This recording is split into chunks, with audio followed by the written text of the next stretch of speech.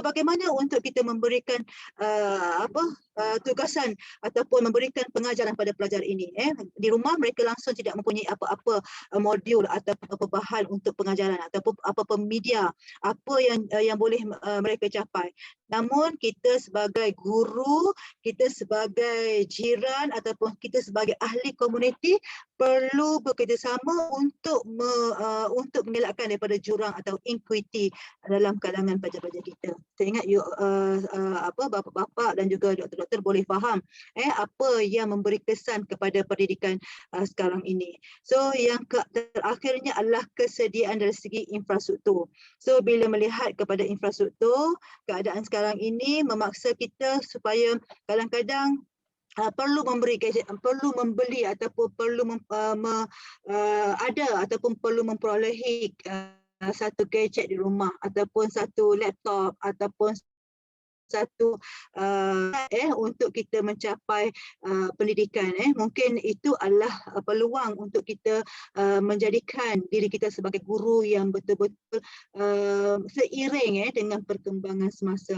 So jangan risau. Saya ingat kalau guru itu orang kata ada mempunyai keinginan ataupun mempunyai keupayaan, insya-Allah boleh belajar sendiri ataupun boleh belajar berkolaborasi daripada kawan-kawan yang boleh membantu dari segi meningkatkan tahap ilmuan dan juga tahap kemahiran dari segi aspek seiring dengan perkembangan 4.0 ini. So saya yakin guru-guru pendidikan Islam di luar sana di Indonesia, di Bukit Tinggi sudah bergerak ke hadapan untuk seiring dengan perkembangan industri 4.0 supaya tidak ketinggalan lagi, insya-Allah.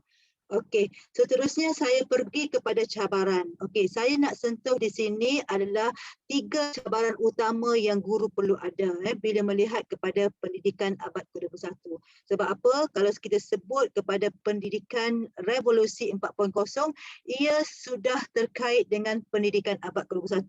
Untuk pengetahuan semua, pendidikan abad ke-21 ia bermula daripada tahun 2000. Bayangkan pada tahun 2000 itu mungkin daripada awal tahun 2000 pembacaan saya 2012 itu mungkin dah mula perubahan kepada pendidikan abad ke-21. Kalau di Malaysia kita guna abad ke-21. Kalau di Indonesia guna ada pendidikan abad ke-21 tak?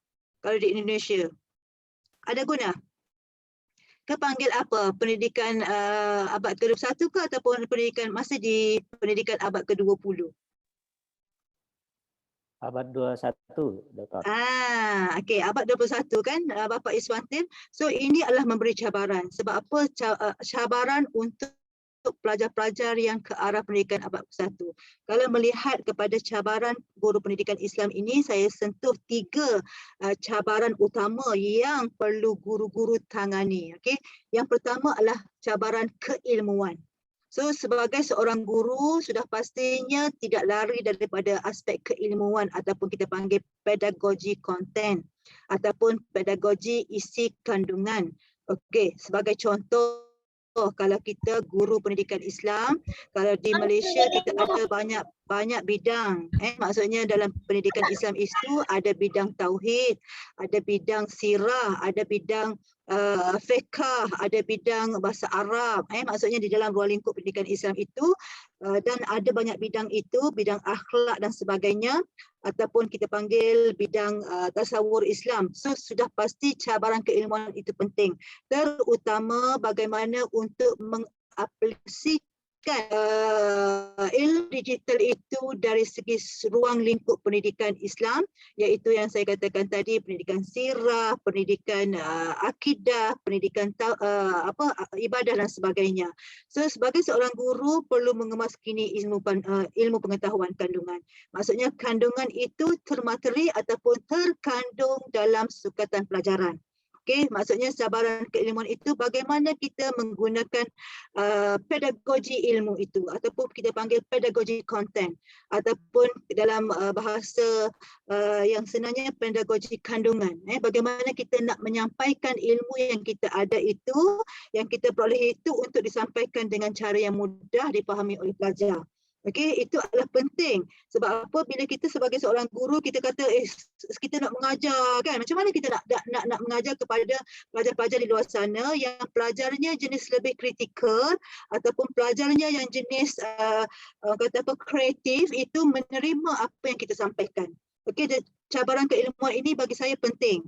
Sebab apa, guru bukan hanya, kalau kita guru pendidikan Islam, bukan hanya kita kuasai ilmu yang kita pelajari saja.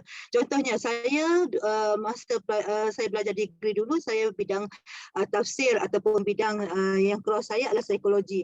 Mungkin saya boleh belajar ilmu-ilmu dalam bidang lain. Kalau kita ingin menyampaikan suatu ilmu, sudah pasti kita terkait dengan bidang disiplin ilmu yang lain. Sebagai contoh, kalau kita ingin menerangkan sesuatu dalam aspek fiqh, okey, contohlah kalau kata Ibu Dr. Zulfani ingin menerangkan tentang aspek tayamum dalam kelasnya. Mungkin nak kaitkan dengan elemen sains, itu cabaran keilmuan. Sebab apa?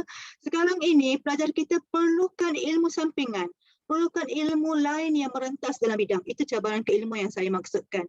Sebab apa? Dalam suasana pengajaran dan pembelajaran sekarang ini bersifat digital, kadang-kadang pelajar melihat kepada satu video yang ditunjukkan oleh guru, mungkin guru itu boleh mengaitkan video tersebut dengan ilmu bidang yang lain. Maksudnya cabaran keilmuan itu penting supaya pelajar-pelajar yang berhadapan dengan kita memperolehi ilmu yang merentas mereka. Bukan hanya ilmu yang terkait dalam bidang tertentu, malah boleh pelajari ilmu yang merentas. Okey, yang itu saya maksudkan. Contohnya, kalau kata Ibu Julia, dia mengajar berkaitan dengan bidang sirah, mungkin boleh kaitkan sirah itu dengan ilmu di dalam tentang hijrah Rasulullah SAW. Mungkin boleh kaitkan dengan bagaimana proses hijrah itu berlaku dan kaitkan dengan ilmu-ilmu global semasa. Okey, itu kita maksudkan dengan cabaran keilmuan. Sebab apa, pelajar-pelajar dalam aspek pendidikan abad ke-21 ini, ia mementingkan aspek ilmu yang lain yang boleh menjadikan pelajar otak, maksudnya boleh berfikir secara yang selain daripada apa yang mereka terima dari segi aspek pengajaran. Okey, itu yang pertama.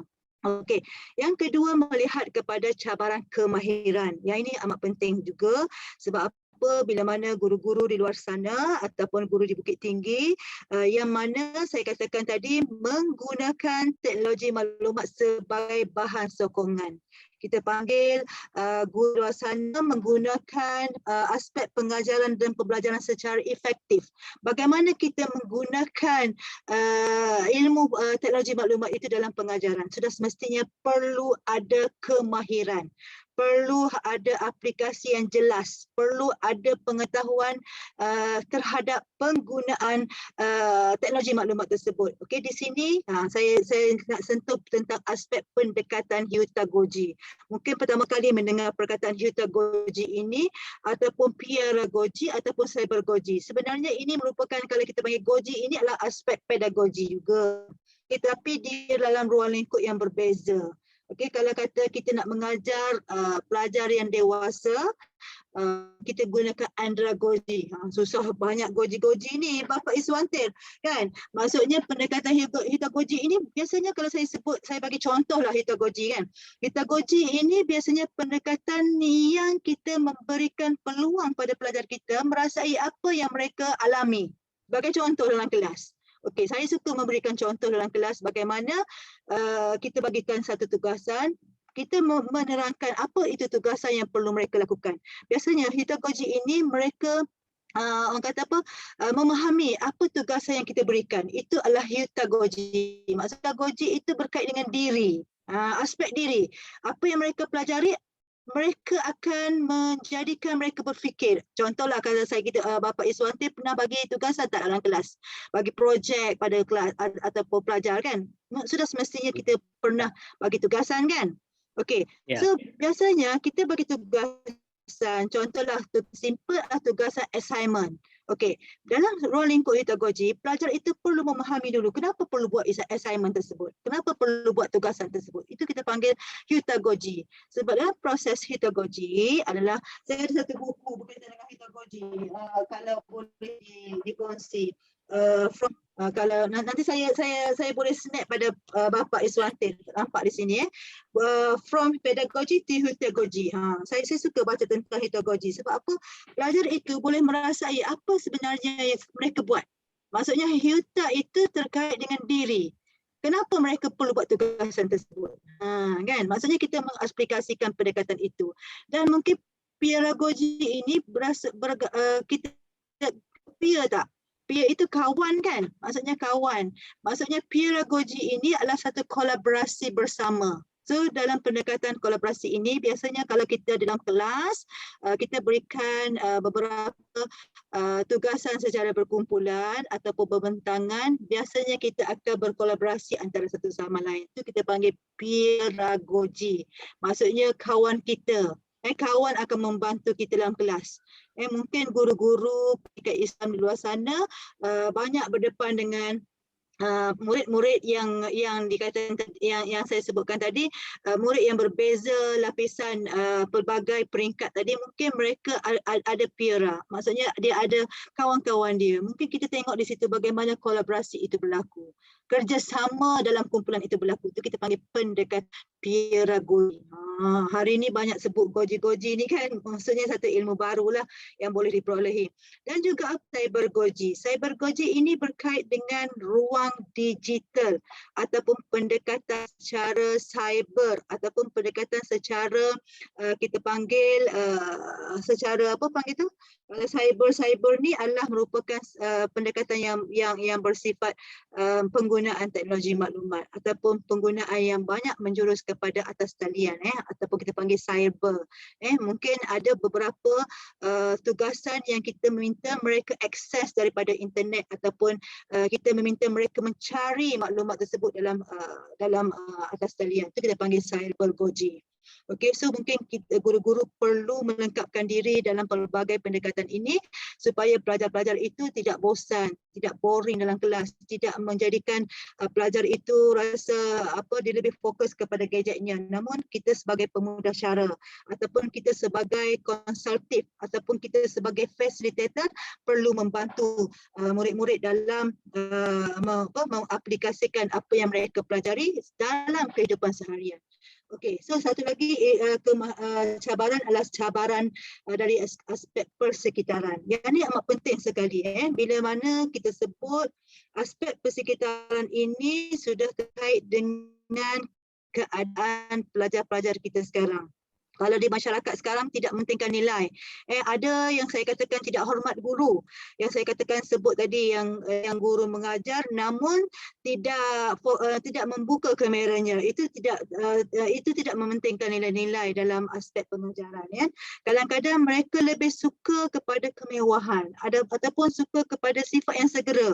Okey, untuk pengetahuan semua, pendidikan abad ke-21 ini kadang-kadang mereka ini sifatnya nak segera je jawapan dia. Betul tak? Kalau ada sebahagiannya pembelajaran tertumpu dalam kelas tapi mungkin mereka lebih suka guru-guru itu tidak berada dalam kelas. Kadang-kadang mereka suka melihat pemikiran, kadang-kadang pelajar ni dia kreatif. Dia suka guru-guru membawa mereka ke tempat di luar selain daripada bilik darjah. Mungkin guru-guru perlu berfikir bagaimana untuk menjadikan persekitaran itu kondusif, lebih bermakna kepada pelajar.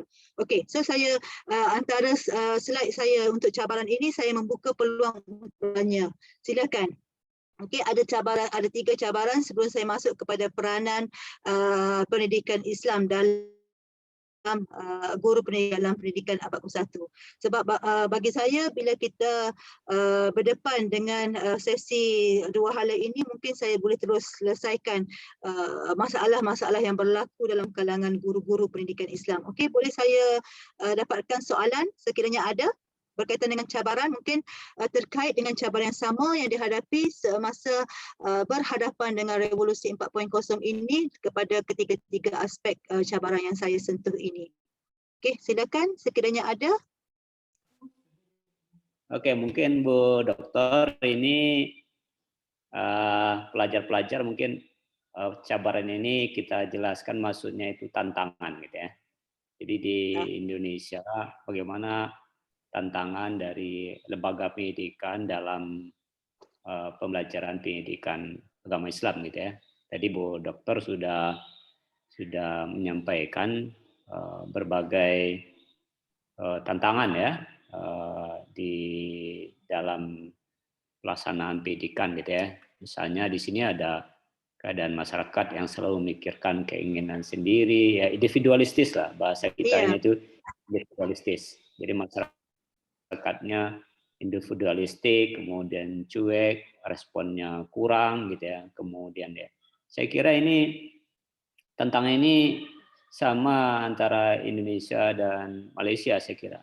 Tapi kita mintalah respon teman-teman ini yang jadi guru ya, baik di guru yang di sekolah maupun yang ada di madrasah gitu ya, memberikan respon apa tantangannya gitu ya dalam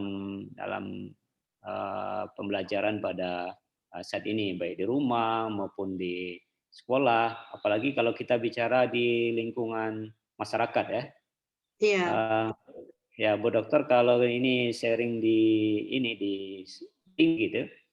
Dulu kalau ada budak-budak ini ngambil jambu jiran gitu ya, itu biasanya jirannya itu marah, melarang gitu ya, kemudian menunjuk ajari budak-budak ini gimana amalan yang baik gitu ya, harusnya jirannya diminta dulu atau diminta kerelaannya untuk bisa memberikan buah gitu ya.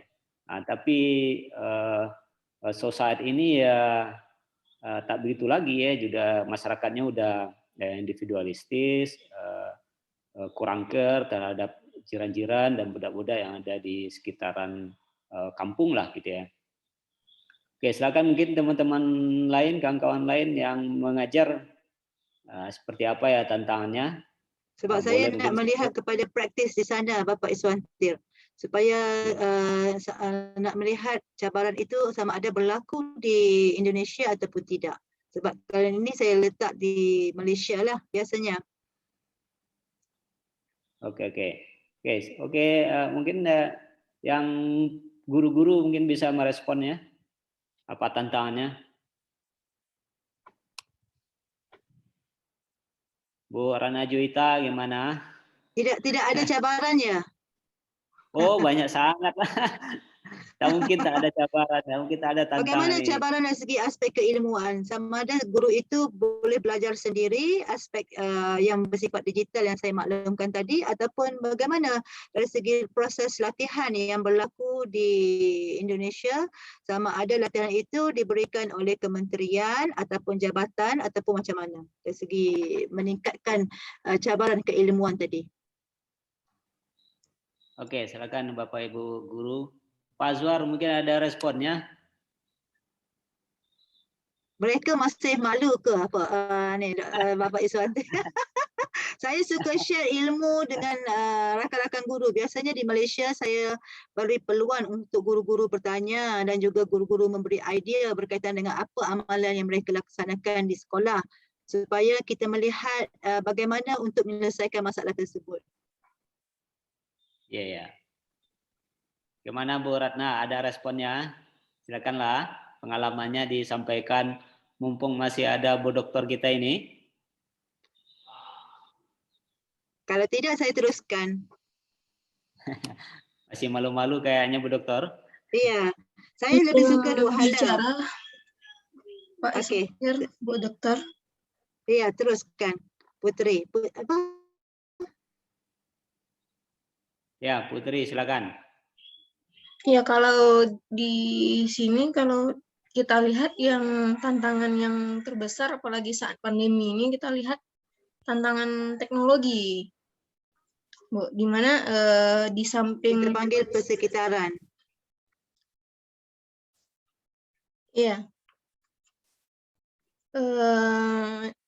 Gitu karena orang tua siswa gitu kan banyak juga yang belum paham teknologi sehingga pengawasan terhadap anak-anaknya juga tidak terlalu controlling sehingga tidak ada terjalin kerjasama antara orang tua dan guru gitu kalau kita lihat di sini.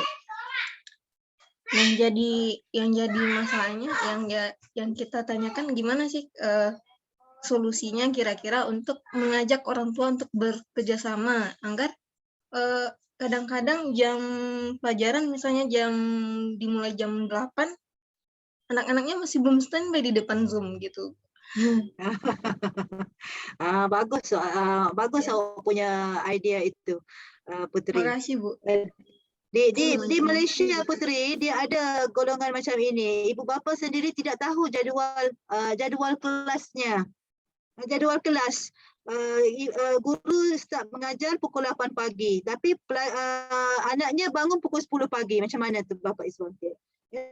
Okey, itu kita panggil cabaran kepada ibu bapa. Saya suka pada soalan Putri tadi. Biasanya itu memang berlaku di Malaysia. Sebab tu saya kata cabaran berkaitan dengan penggunaan kemahiran. Mungkin kemahiran itu bukan hanya untuk guru tapi ibu bapa. Ibu bapa kadang-kadang perlu bersediakan anak-anak mereka untuk berhadapan dengan PDP ataupun kita panggil pengajaran dan pembelajaran itu. Terutama dalam suasana pandemik ini sudah pasti ibu bapa perlu peka terhadap jadual pengajaran anak-anaknya, pembelajaran anak-anak masing-masing. Kadang-kadang mereka sendiri tidak tahu link apa yang perlu masuk dalam kelas tersebut. Pergi masuk mengajar pelajar pendidikan Islam masuk dalam link sains. Tertukar linknya. Okey, kadang-kadang pergi tertukar link guru lain. Itu berlaku di Malaysia, Putri. Memang itu berlaku dan guru sewajarnya perlu memberi pemahaman kepada ibu bapa supaya jelas. Tanggungjawab mereka bukan hanya memantau ada anak mengaji Quran. Kadang-kadang di suasana di Malaysia kita ada pagi petang pergi belajar di sekolah kebangsaan ataupun sekolah yang melibatkan kementerian, petang belajar di sekolah agama. Kadang-kadang sekolah agama itu mereka tidak tahu jadualnya. Okey, guru meminta ibu bapa memantau dengan lebih terperinci dan juga lebih terancanglah. Itu berlaku, memang ada berlaku di Malaysia, bukan tidak ada Putri, ya. So saya ucapkan terima kasih pada Putri tadi atas saranan yang diberikan. Sewajarnya perlu ibu bapa itu tahu tentang perkembangan anak-anak mereka. Kadang-kadang kita sebagai seorang guru sudah pasti telah menyediakan jadual ataupun telah menyediakan bahan-bahan untuk anak-anak mereka. Namun mereka sendiri tidak membuat pemantauan secara lebih terapi ataupun lebih terperinci. Dan saya kaitkan di sini cabaran-cabaran ini perlu kita tangani segera supaya aspek kita sebagai seorang guru perlu lebih mudah untuk menyampaikan ilmu. Okey, saya teruskanlah peranan guru pendidikan Islam. Yang ini penting sangat dalam aspek pendidikan abad ke-21 yang saya sebutkan ini, yang selari dengan revolusi 4.0. Yang mana saya kira peranan guru pendidikan Islam ini yang pertama sekali adalah kemahiran berfikir aras tinggi. Sebab apa kemahiran berfikir aras tinggi ini kita lihat aspek ini adalah penting yang mana pendidikan sekarang ini menjadikan pelajar itu berfikir, menjadikan pelajar itu membuat satu refleksi apa yang guru mereka mengajar. Kadang-kadang apa yang kita sebut, apa yang kita mereka sebut semula ataupun apa mereka kita tunjuk di dalam paparan di dalam atas talian itu menjadikan mereka lebih berfikir. Saya lagi suka yang mana guru-guru itu dari segi penyediaan bahan. Saya sebutkan penyediaan bahan pembelajaran. Kalau kata guru itu menyediakan bahan pembelajaran secara lebih memberikan peluang berfikir. Contohnya, kalau guru pendidikan Islam sudah pasti menyediakan bahan-bahan pengajaran supaya lebih bersifat reflektif. Pelajar memberi respons semula. Okey, kadang-kadang kita mengajar, kita perlu sediakan bahan bantu mengajar kan. Maksudnya bahan bantu mengajar itu kita selain daripada kita tunjuk video pengajaran ataupun kita tunjuk gambar kepada pelajar, sudah pasti itu akan memberi respon kepada pelajar supaya berfikir. Kadang-kadang kita mengajar guru pendidikan Islam, saya pernah nyatakan kepada pelajar saya apa yang saya pegang ini, apa yang saya tunjukkan, apa yang saya paparkan ini. Kita boleh kaitkan dengan kemahiran berfikir aras tinggi. Kadang-kadang kita menggunakan elemen-elemen yang bersifat pemikiran. Sebagai contoh, kalau kata saya mengajar satu subjek berkaitan dengan tauhid, saya nak cerita tentang aspek kejadian manusia ataupun kejadian alam semesta. Saya perlu sediakan bahan yang menjadikan pelajar saya berfikir. Okey, bukan kita kata siapa itu apa itu dikatakan dengan malaikat. Kita bukan, maksudnya itu tidak melibatkan pelajar berfikir. Kita kena cirikan malaikat tu apa, ataupun apa tugas malaikat yang boleh menjadikan pelajar itu berfikir. Kadang-kadang saya suka share bila mana pelajar ini bila melihat kepada satu video yang kita tunjukkan, mereka lebih suka bertanya dan juga bertanya. Itulah pendidikan abad ke-21. Sebab pelajar kita lebih bersifat kritis. Lebih bersifat membuat reflektif ataupun membuat persoalan terhadap apa yang kita tunjukkan. Itu adalah ciri-ciri pelajar pendidikan ke-21. Kadang-kadang mungkin ada di luar sana yang mempunyai anak-anak yang masih kecil, mereka lebih suka bertanya. Kan? Mungkin mereka lebih suka tanya, apa itu? Kenapa malaikat dijadikan daripada cahaya? Kenapa malaikat tidak makan, tidak minum? Mungkin mereka bertanya dari segi ruang lingkup pendidikan Islam. Kadang-kadang mereka bertanya, kenapa pokok itu bergoyang? Kalau kata pokok itu bergoyang sebab ada angin, kan? Angin itu daripada mana? Kadang-kadang pelajar suka bertanya. Dan kita perlu memberi jawapan ataupun respon, itu peranan kita. Perlu memberi jawapan ataupun respon yang lebih rasional terhadap apa yang mereka soalkan. Kan? So guru-guru lebih kreatif dan juga guru lebih suka menerangkan dari segi aspek yang disoal oleh pelajar. Okey, itu yang pertama. Yang kedua, bila mana saya sebut tentang mengurus bilik darjah dalam ruang pembelajaran yang lebih dinamik. Kalau kita kata di Indonesia ada tak bersifat sekarang ni semua online ya Bapak Ismail kalau belajarnya online semua. PDPR ke? Online semua, tapi beberapa pesantren ada yang offline ya. Ada pelajar yang bersifat fizikal, maksudnya belajar dalam kelas face to face macam tu. Ada? Ada. Okey. Kalau sekarang ni di Malaysia semua online. Semua online, semua atas talian. Tak kira sekolah rendah, sekolah menengah sampai pengajian tinggi semua online. Macam mana cikgu nak mengajar, kan? Maksudnya kita nak menguruskan dua keadaan bilik darjah ni. Maksudnya satu bilik darjah kalau di Indonesia kata separuh online, separuh bersemuka, kita panggil bilik darjah secara ruang fizikal. Okey. So kalau bilik darjah secara atas talian, macam mana kita nak gunakan ruang bilik darjah secara atas talian? Ada dua keadaan berbeza di situ. So peranan guru, bagaimana seorang guru, kadang-kadang saya suka ada pelajar yang bertanya saya, bagaimana ibu doktor untuk nak lihat pelajar bagaimana menguruskan bilik darjah secara atas talian? Bagi saya senang saja. Kalau nak mengurus atas talian, kita lebih suka sebut nama pelajar. Cara menguruskan. So kalau bayangkan kita ada pelajar kita dalam 50 orang ataupun 40 dalam satu kelas, kita kena kenal pelajar kita. Oh, rupanya Aminah tidak hadir. Oh, Ahmad hadir. Maksudnya kita kena tahu pelajar kita tu hadir atau tidak. Itu di Malaysia biasa saya praktiskan. Saya suka pelajar saya pertama sekali mengikut peraturan saya suka buka kamera. Macam kita nak kan buka kamera. So kita berhadapan, kita panggil Putri Adona ada ke tak? Maksudnya kita panggil nama pelajar kita. Afdalani ada ke tak? Contohnya kan.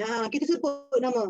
Kadang-kadang kita kata, kenapa Rini ibu, kerana Rini tak datang ni? Contoh, kita mesti sebut. So kita kena pasti apa masalah pelajar kita. Itu cara nak mengurus bilik darjah. Bagi saya, guru-guru perlu peka. Peka terhadap perkembangan anak-anak yang berada di hadapan mereka. Kadang-kadang kalau kita face to face, kita boleh tengok, oh, Afdal ni tak hadir sebab dia mam, contohnya kan, ataupun dia kurang sihat, kan. So kita perlu peka. Dan kita kadang-kadang saya tak tahulah Bapak Iswantil, saya lebih suka call ibu bapa mereka.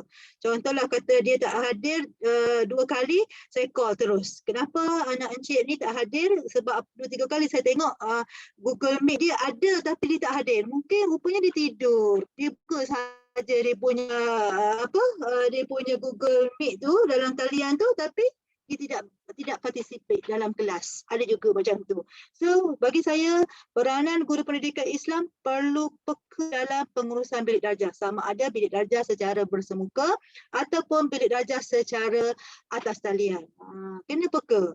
Kalau kata saya tak tahulah, saya mengajar je kan. Maksudnya kita kena ada satu perlibatan dalam sama ada secara talian ataupun bersemuka, kena ada perlibatan pelajar itu.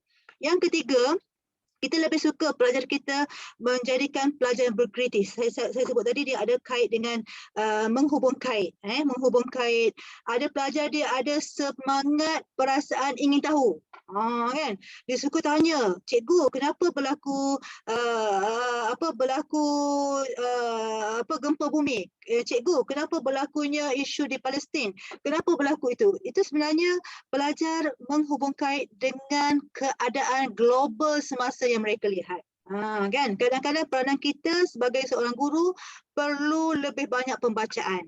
So bila saya di sini, peranan kita guru pendidikan Islam perlu banyak pembacaan, yang mana kadang-kadang pelajar kita itu ada perasaan ingin tahu yang lebih tinggi, dan mereka menjana beberapa idea untuk guru memberi respon kepada mereka. Kadang-kadang dia melihat kepada isu-isu semasa yang berlaku, guru secara direct perlu memberi respon terhadap pelajar, apa yang disoal daripada pelajar. So bagi saya tak kisahlah kita keadaan secara atasian ataupun keadaan belajar secara face to face, namun kita perlu mempunyai peranan yang besar dalam membentuk seseorang pelajar ini supaya pelajar kita itu boleh memahami apa yang kita ajarkan. Okey, so saya terus pergi kepada perbezaan ciri-ciri persekitaran pembelajaran. Saya buat dua kolom ini supaya kita lihat sekarang ini, kalau dilihat kepada konvensional itu adalah pembelajaran secara tradisional. Okey, maksudnya guru je bercakap. Macam saya bercakap sekarang ni lah, kita cakap, kita tak beri peluang kepada pelajar. Tapi kalau pendidikan abad ke-21 sekarang, kita banyak minta pelajar tu bercakap. Pelajar memberi idea. Bukan satu hala je. Sebab tu saya suka sekarang ni saya mempraktiskan pendidikan abad ke-21. Sebab saya minta guru-guru guru-guru pendidikan Islam di luar sana memberi respon, memberi idea, memberi saranan apa yang guru hadapi di semasa pembelajaran dalam kelas. Okey, dan juga kalau kata dalam proses tradisional ini satu media sahaja. Mungkin kita jarang menggunakan video, jarang menggunakan bahan bantu mengajar yang bersifat interaktif. Kan kadang-kadang kita guna satu sahaja media, kita guna bahan yang maujud kita bawa dalam kelas, ataupun kita tunjuk gambar, ataupun kita membawa satu replika ataupun satu bahan yang bersifat satu media saja. Namun sekarang ini kita pelbagaikan media. Contohlah kata saya guru pendidikan Islam, saya bawa video, saya gunakan Kahoot dalam kelas, saya gunakan Quizizz dalam kelas, saya menggunakan banyak media yang terkait dengan pelajaran. Maksudnya pelajar itu enjoy ataupun pelajar itu suka. Okay, so kita menjadikan pembelajaran itu secara aktif. Kadang-kadang kita perlu menggalakkan pelajar-pelajar yang pasif. Mungkin ada dalam kelas, maksudnya kita melihat kepada aspek pembelajaran, ada dalam kelas kita pelajar yang pasif. Senyap di dalam kelas. Tengok je cikgu mengajar kan. Maksudnya tidak boleh merespon. Dari segi situ kita boleh membuatkan banyak aktiviti pada mereka. Kita tanya mereka soalan. Kalau kata pembelajaran yang aktif ni, kita biasakan mereka buat secara berkumpulan. Okey, mereka bekerjasama dalam kumpulan, mereka berbincang, mereka mengeluarkan idea. Okey, itu kita panggil pembelajaran secara aktif. Dan kita memberi tugasan. Dahulunya kalau kita belajar dulu, tugasan kita buat seorang-seorang kan. Seorang kita buat dah tengok kawan pun takut kan. So sekarang ini tugasan guru-guru perlu secara berkolaboratif. Kena bekerjasama, kena memberi pandangan, kena memberi ulasan. Dan kita sebagai seorang guru hanya sebagai facilitator dalam kelas. Hanya sebagai pemudah cara. Sebab tu kalau pembelajaran secara abad ke-21 itu kita gunakan pembelajaran dan pemudahcaraan. Sebab apa? Guru itu berfungsi sebagai facilitator. Guru itu berfungsi sebagai pembantu sahaja. Kan? Dan guru itu boleh mengulas apa yang pelajar itu tak faham. sekiranya pelajar ada yang nak tanya, baru guru boleh menjelaskan apa pelajar yang kurang jelas. Itu kita panggil keadaan ciri-ciri persekitaran pembelajaran sekarang ni. Dan untuk pengetahuan semua, bapa-bapa dan juga ibu-ibu di sana, sekarang ini kalau kita kata dulu kita gunakan satu hala, sekarang ini kita pelbagaikan hala. Maksudnya dua hala bercakap, kan? Maksudnya kita ada give and take. Maksudnya kalau kita beri, maksudnya pelajar kita memberi idea, kita merangsang pelajar kita berfikir. Itu kita panggil keadaan sekarang ini yang saya rasa bertepatan dengan ciri pendidikan abad 21 ini. Kita ada 4K1N. Apa yang saya katakan 4K1N itu komunikasi. Komunikasi kita jelas. Sebab apa kita nak, yang saya cukup tertarik dengan Ibu Henry tadi, dia kata pelajar-pelajar asyik dengan gadgetnya, main je sebab dia tak komunikasi. Kalau pelajar sekarang ni, kalau kita minta dia bercakap, dia kena berkomunikasi dengan jelas. Kalau saya tanya, mesti kena jawab. Ataupun guru tanya, mesti kena pelajar memberi respon. Itu kita panggil komunikasi. Sebab apa? Untuk pendidikan abad ke-21 ataupun zaman 4.0 ini, kita perlu dedahkan dengan pelajar dari segi aspek pembentangan. Dulu kita takut kan nak bentang. Dulu zaman saya belajar dulu takut-takut nak bentang di hadapan. Tapi sekarang ini pelajar lebih suka memberi idea di hadapan kelas. Betul tak Bapak Iswantir kan? Suka sangat bagi idea. Lagi suka ke depan. Okey, so kita menggalakkan pelajar kita berkomunikasi, memberi idea, memberi saranan, memberi jawapan. So kalau yang pasif itu cikgu kena pasti. Kenapa pelajar saya pasif ya? Kenapa pelajar saya tak nak bercakap ya? Tapi kita perlu memberi pembayang, memberi clue. Kadang-kadang pelajar kita kata, apa jawapan? Apa yang cikgu tanya? Saya pun tak jelas. Kan? Saya mengajar pelajar-pelajar yang guru terlatih ni, saya suruh bercakap. Cikgu bercakap, cikgu. Kan? Kena ada komunikasi. So, saya suruh cikgu bercakap lagi banyak komunikasi itu dan kita menggalakkan mereka bersoal ataupun mereka menanyakan soalan-soalan. Itu cukup jelas. Dan yang kedua adalah kolaborasi. Apa yang saya katakan di sini adalah kolaborasi itu penting.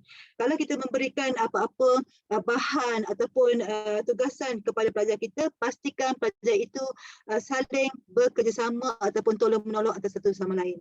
Sebab apa? Ini penting untuk kita melatih mereka. Kalau kata kita nak melatih mereka berada dalam alam kerjaya, mereka dah bekerjasama semasa peringkat awal pengajian. Kan? Macam cikgu-cikgu lah berada S1, S3 mungkin berkolaborasi. Kan? Mungkin berkolaborasi sama-sama membuat tugasan assignment, membuat tugasan pembentangan dan sebagainya. Dan kita boleh melatih anak murid kita ataupun pelajar kita di sekolah bekerjasama juga dalam menyiapkan ataupun menyelesaikan tugasan. Ini adalah penting untuk kolaborasi ini akan berlakunya satu percambahan dari segi idea, percambahan dari segi ilmu dan juga kemahiran yang ada daripada pelajar itu dan dapat memberi kematangan mereka berfikir. Kan? Okey, yang ketiga adalah kritis. Kenapa saya katakan kritis ni ciri penting? Sebab apa? Kritis ini adalah satu elemen yang kita boleh kaitkan dengan pelajar itu berfikir. Sebab apa? Setiap pelajar itu dia ada satu akal yang diberikan oleh Allah Subhanahu Wa Taala untuk fikir secara kritis.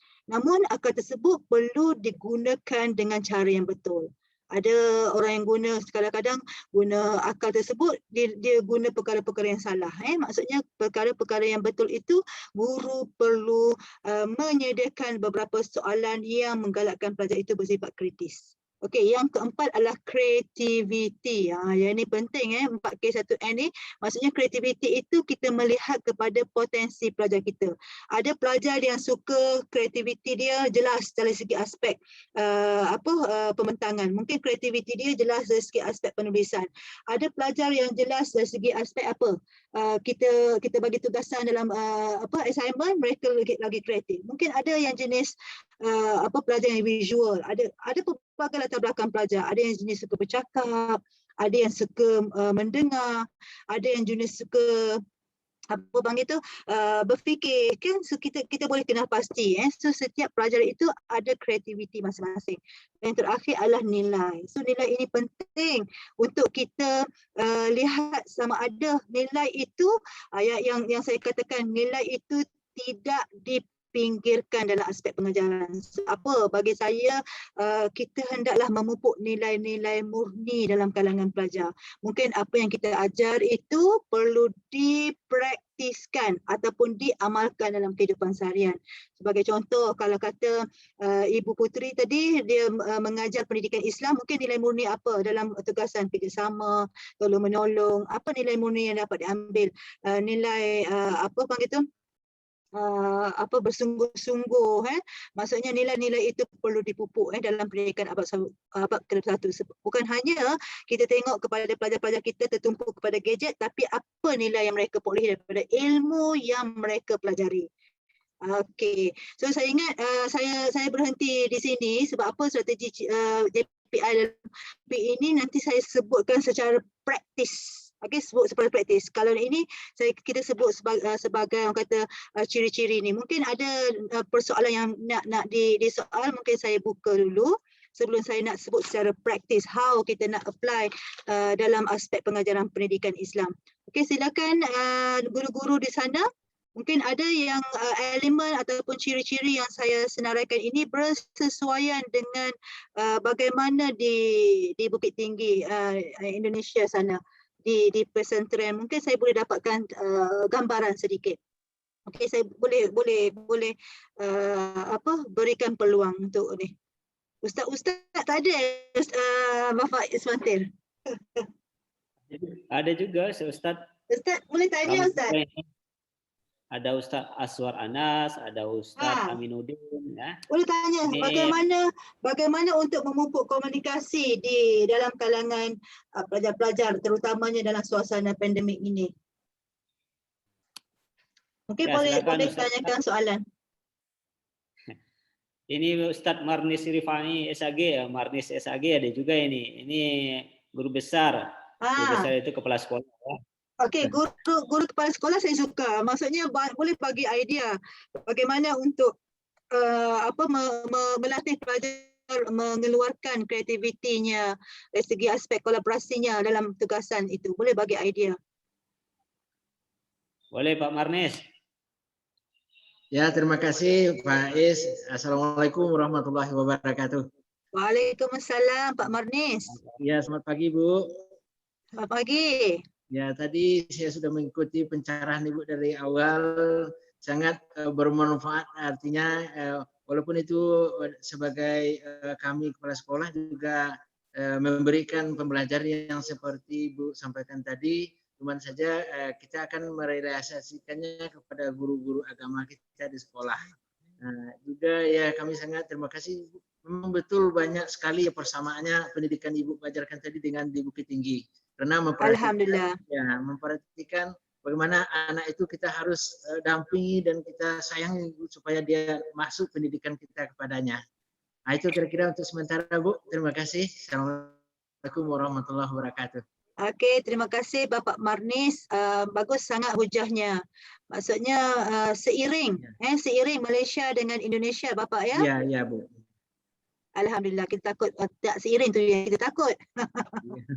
Okey, maksudnya kita mengikut perkembangan semasa lah, melihat kepada perkembangan revolusi 4.0 ini supaya guru-guru di sana tidak tertinggal, tidak terlepas di landasan 4.0 ini. InsyaAllah.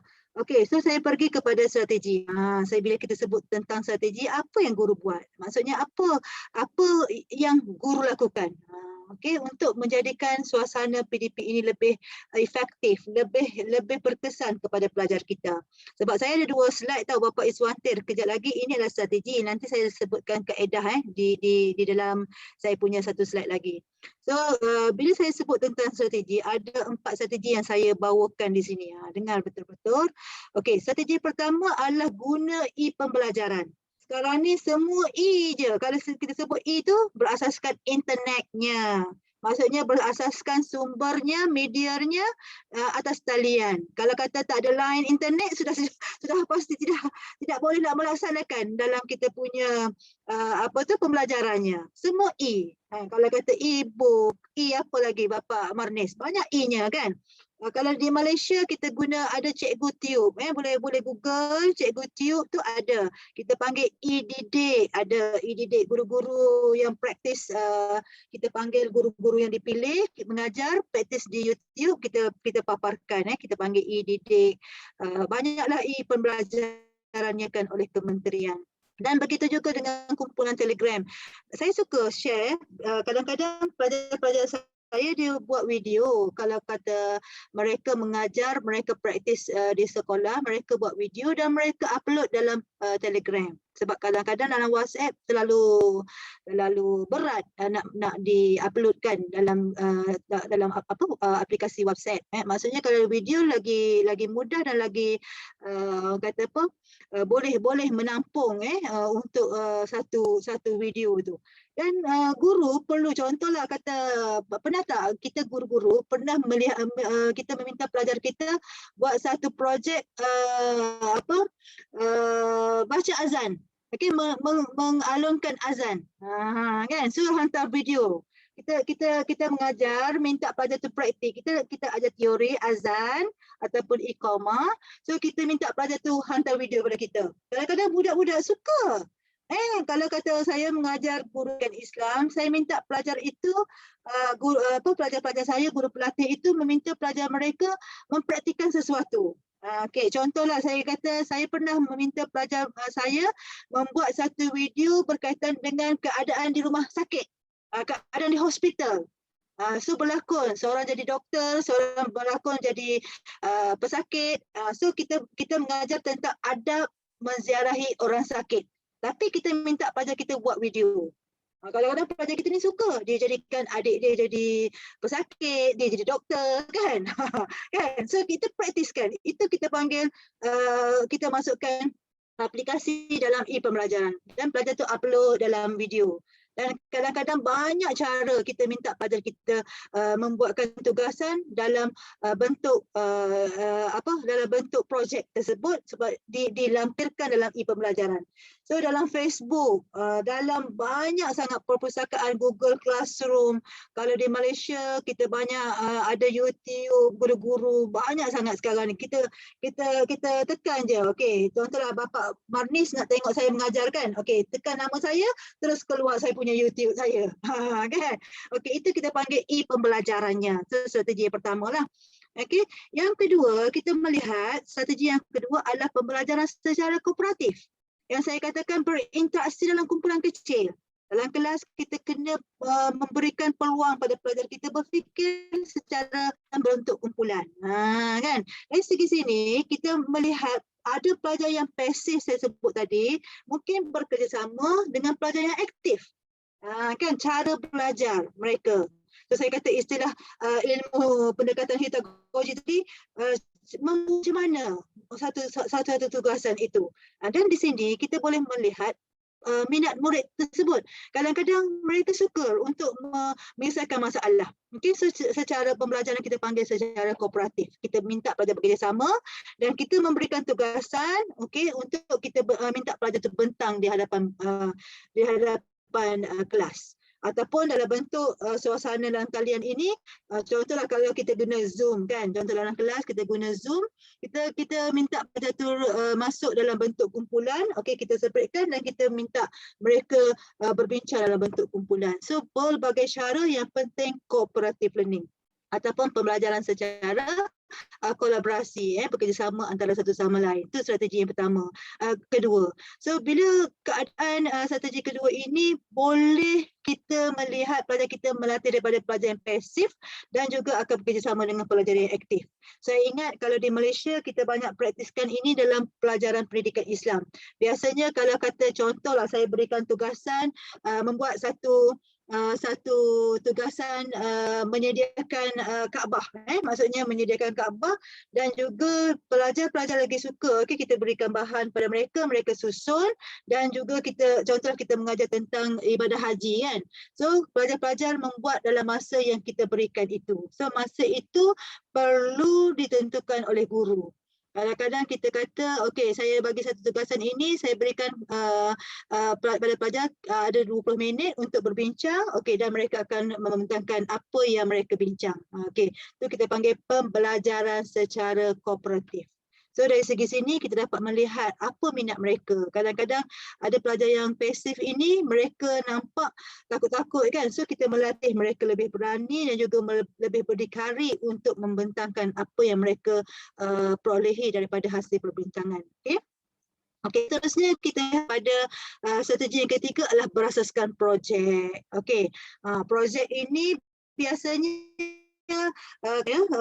pembelajaran di negara-negara barat sana, di negara Korea dan juga Finland ataupun sebagainya, mereka banyak praktiskan learning by doing. Maksudnya mereka ini membuat sesuatu projek dalam kelas. Sebab saya tengok guru-guru di Malaysia ini banyak memberikan projek-projek pada pelajar. Antaranya projek yang paling ketara adalah mereka menghasilkan satu video pendek ataupun video ringkas.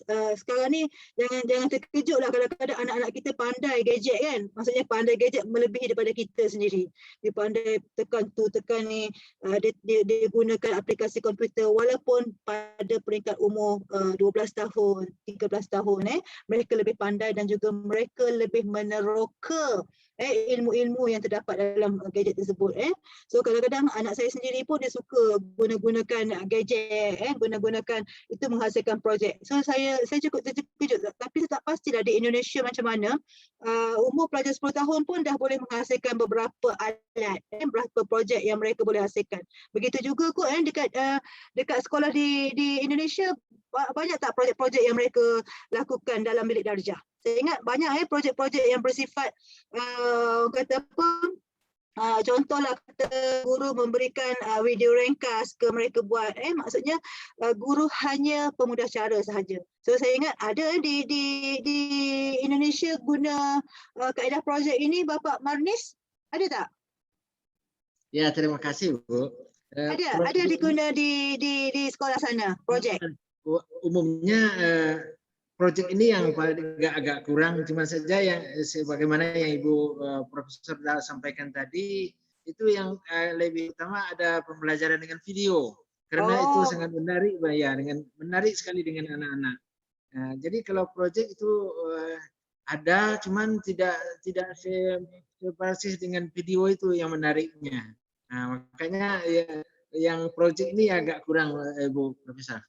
Okey, maksudnya nanti boleh galakkan pelajar membuat projek, iaitu menggunakan gadget sendiri dan menghantar secara ringkas projek yang diberikan oleh guru. Seterusnya hantar dan kita meminta pelajar itu membuat pembentangan berdasarkan projek yang diberikan. Itu cukup menarik. Ibu, maaf Bu, kira-kira kalau yang lebih yang lebih efektif kalau proyek ini kemana arahnya? Apakah itu dia bersifat pengetahuan atau praktik? Itu kira-kira Bu.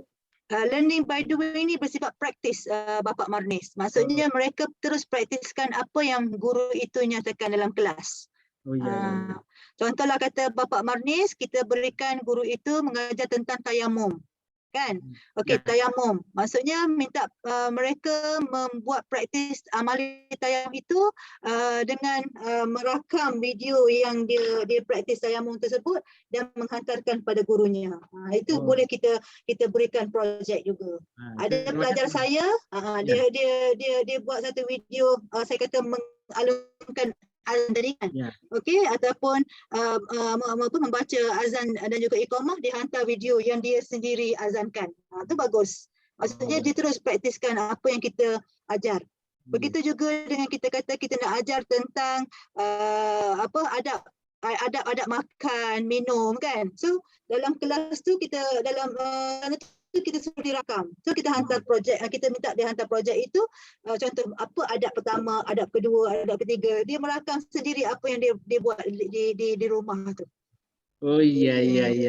Ya, terima kasih banyak atas informasi yang telah Ibu sampaikan tadi. Sebab sekarang ini pelajarnya, insya-Allah, pelajar ini sekarangnya dia lebih melihat kepada apa yang dia suka buat. Apa yang dia suka buat? Sekarang ni saya yakin ramai suka selfie kan. Ada pelajar kita ada gadget suka selfie. So, mereka suka rakam mereka punya aksi sendiri. So itu sebenarnya learning by doing. Maksudnya dia buat sendiri dan dia merekod dan juga menghantar beberapa projek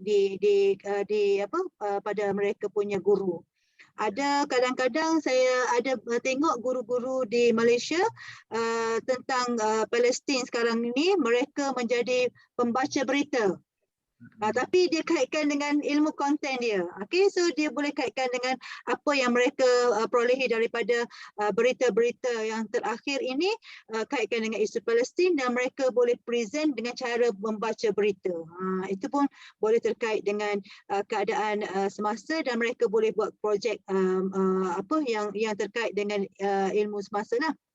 Okey, so yang terakhir adalah strategi berasaskan penyelesaian masalah. Ini adalah penting juga bahawa guru-guru perlu memberi satu problem solving, kita panggil PBL, problem based learning. Tadi project based learning, project based learning, PBL juga, dan ini adalah problem based learning. Dia berbeza. Kalau problem based learning, kita sebagai seorang guru perlu kemukakan beberapa masalah yang berkaitan dan mereka kaitkan ataupun situasi semasa. Okey, so bagi saya pelajar ini lagi suka melihat kepada problem dan juga menganalisis, juga mengambil idea yang pada apa yang diberikan oleh guru. Sebagai contoh, kata kalau kepada masalah ini, kadang-kadang kita memberikan satu pernyataan masalah kepada pelajar. Okey, bagaimana kita berhadap suasana pandemik ini, apa yang pelajar rasa? Apa kesannya keadaan pandemik ini? Itu adalah pembelajaran berasaskan penyelesaian masalah. Okay, kita minta mereka sama-sama fikir apa kesannya kepada pelajar. Okey, apa keadaan ataupun apa kaedah yang kita boleh selamatkan diri kita dari suasana pandemik. Yang ini pembelajaran berasaskan penyelesaian masalah. So kita kemukakan masalah dan minta mereka selesaikan bersama. Kan kadang-kadang ada pelajar kita yang tanya macam mana kita boleh berfikir tentang isu yang berlaku secara global sekarang ni, terutama isu pandemik lah. Bagaimana mereka perlu lakukan. Okay, ini adalah strategi yang keempat yang saya boleh sharekan supaya guru-guru di luar sana menggalakkan lagi pelajar-pelajar berfikir melihat kepada situasi yang berlaku dekat sekeliling.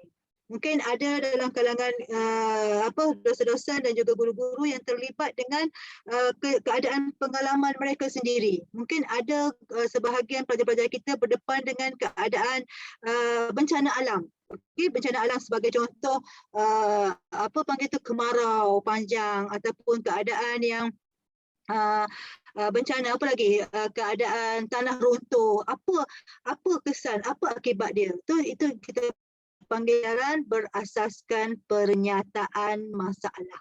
Okey, so saya mengharapkan guru-guru di luar sana, seiring dengan perkembangan abad ke-21 ini, boleh melihat situasi dan juga perlu memberi peluang kepada pelajar-pelajar kita supaya bertanya. Lebih banyak bertanya dan juga guru bertindak sebagai fasilitator dalam bentuk kumpulan. Okey, so saya ingat ada lagi saya yang berkaitan dengan elemen merentas kurikulum. Yang ni pun perlu juga kita fahami bahawa elemen merentas kurikulum adalah unsur nilai tambah yang diterapkan dalam suatu PDP. Kadang-kadang elemen ini kita rasa kita tak perasan, kita letak ataupun kita masukkan ataupun kita terapkan pada pelajar, terutama dalam bidang pendidikan Islam. Okey, so saya letak di sini ada 8 elemen merentas kurikulum. Sebab apa? Elemen merentas kurikulum ini adalah unsur yang kita boleh cross ataupun kita boleh kaitkan dengan bidang pendidikan Islam yang kita ajarlah, terutama keusahawanan. Apa bentuk keusahawanan? Kalau kita fikir keusahawanan ni mungkin berkait dengan perniagaan. Betul tak? Kadang-kadang kita kata perniagaan ini apa yang kita minta pelajar tu perolehi. Contohlah kalau kita nak mengaitkan unsur pertama ini ataupun elemen pertama ini, keusahawanan, biasanya kita memberi tugasan yang kita nak minta pelajar itu menjawab dengan cara bersungguh-sungguh. Itu sebenarnya ciri-ciri yang terkait dengan aspek keusahawanan. Okey, mungkin ada antara kita punya aspek pengajaran kita minta pelajar itu bersungguh menjawab soalan kita. Okey, itu adalah terkait dengan unsur ataupun elemen kemahiran keusahawanan. Yang kedua, elemen merentas kurikulum adalah sains dan teknologi maklumat. Apa yang dimaksudkan dengan sains dan teknologi maklumat di sini adalah kita banyak ataupun kita sebagai seorang guru banyak mengkritiskan ataupun mengaitkan dengan elemen sains. Sebagai contohlah, kita pernah tak guru-guru di sana kalau kita mengajar suatu perkara ataupun mengajar suatu ilmu dalam bidang pendidikan Islam, kita kaitkan dengan elemen sains ataupun mengemukakan aspek yang lebih saintifik. Contoh saya berikan, kita mengajar tentang alam semesta, kita kaitkan dengan ayat-ayat Al-Quran ataupun ayat Quran yang menggambarkan tentang aspek sains, tentang aspek langit, tentang aspek bumi, tentang aspek okey, so itu kaitkan dengan sains dan teknologi. Saya ingat ramai guru-guru di luar sana perlu mengaitkan dengan ilmu bidang sains dan teknologi supaya pelajar-pelajar kita mendapat ilmu tambahan. Okey, bila saya kata mendapat ilmu tambahan, bukan hanya dalam ilmu pendidikan Islam, malah ilmu lain yang berkaitan dengan sains perlu dapat diperolehi oleh pelajar-pelajar kita. Okey, so saya ingat kalau kata berkaitan dengan aspek kreativiti pula ataupun inovasi adalah unsur yang paling penting, yang mana dalam aspek pengajaran ataupun aspek menerangkan sesuatu, kita minta pelajar itu membentuk kreativiti secara berkumpulan ataupun membentang secara dalam bentuk kreativiti yang mereka rasakan sesuai. Okay, mungkin itu adalah unsur ataupun elemen merentas kurikulum juga yang boleh kita kaitkan dalam bidang pendidikan Islam. Kalau di Malaysia kan, kalau saya tengok pelajar-pelajar saya di Malaysia banyak menggunakan aspek inovasi dalam aspek pembelajaran mereka. Mereka banyak membentangkan dengan menggunakan kaedah-kaedah yang menggunakan kreativiti mereka sendiri. Sebagai contoh, kalau kita minta mereka membentangkan satu tugasan, mereka berlakon, mereka membuat simulasi, mereka membuat dipanggil satu projek yang berbentuk kreatif, itu adalah menggalakkan pelajar-pelajar kita berfikir secara lebih matang, ya. Okey, yang keempat adalah nilai murni. Yang ini penting sangat bila elemen merentas kurikulum itu di dalam sesuatu aspek tugasan yang kita berikan, kita pada elemen nilai-nilai murni ini supaya mereka ada sifat tolong menolong, ada sifat kerjasama, ada sifat dia punya nilai murni ni banyak. Kadang-kadang kita membuat tugasan itu, kita nak melihat kepada aspek empati, simpati kepada satu keadaan, ataupun mereka nilai murni juga boleh kita kaitkan dengan aspek contohlah kalau kata guru-guru di sana memberikan satu tugasan pada pelajar, apa yang mereka dapat perolehi daripada tugasan itu.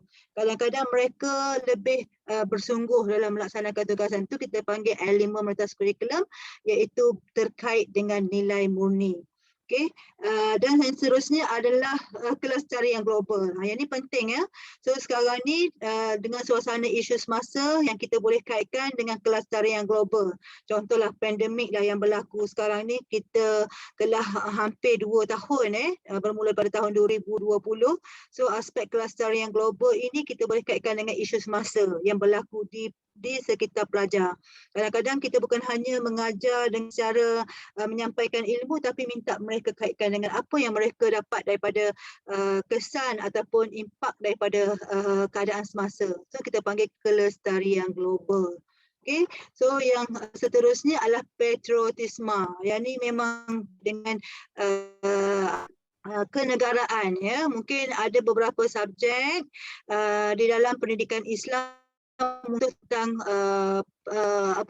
pentadbiran ataupun aspek unsur-unsur admin ataupun kita panggil di Indonesia kita panggil admin apa, pentadbiran ni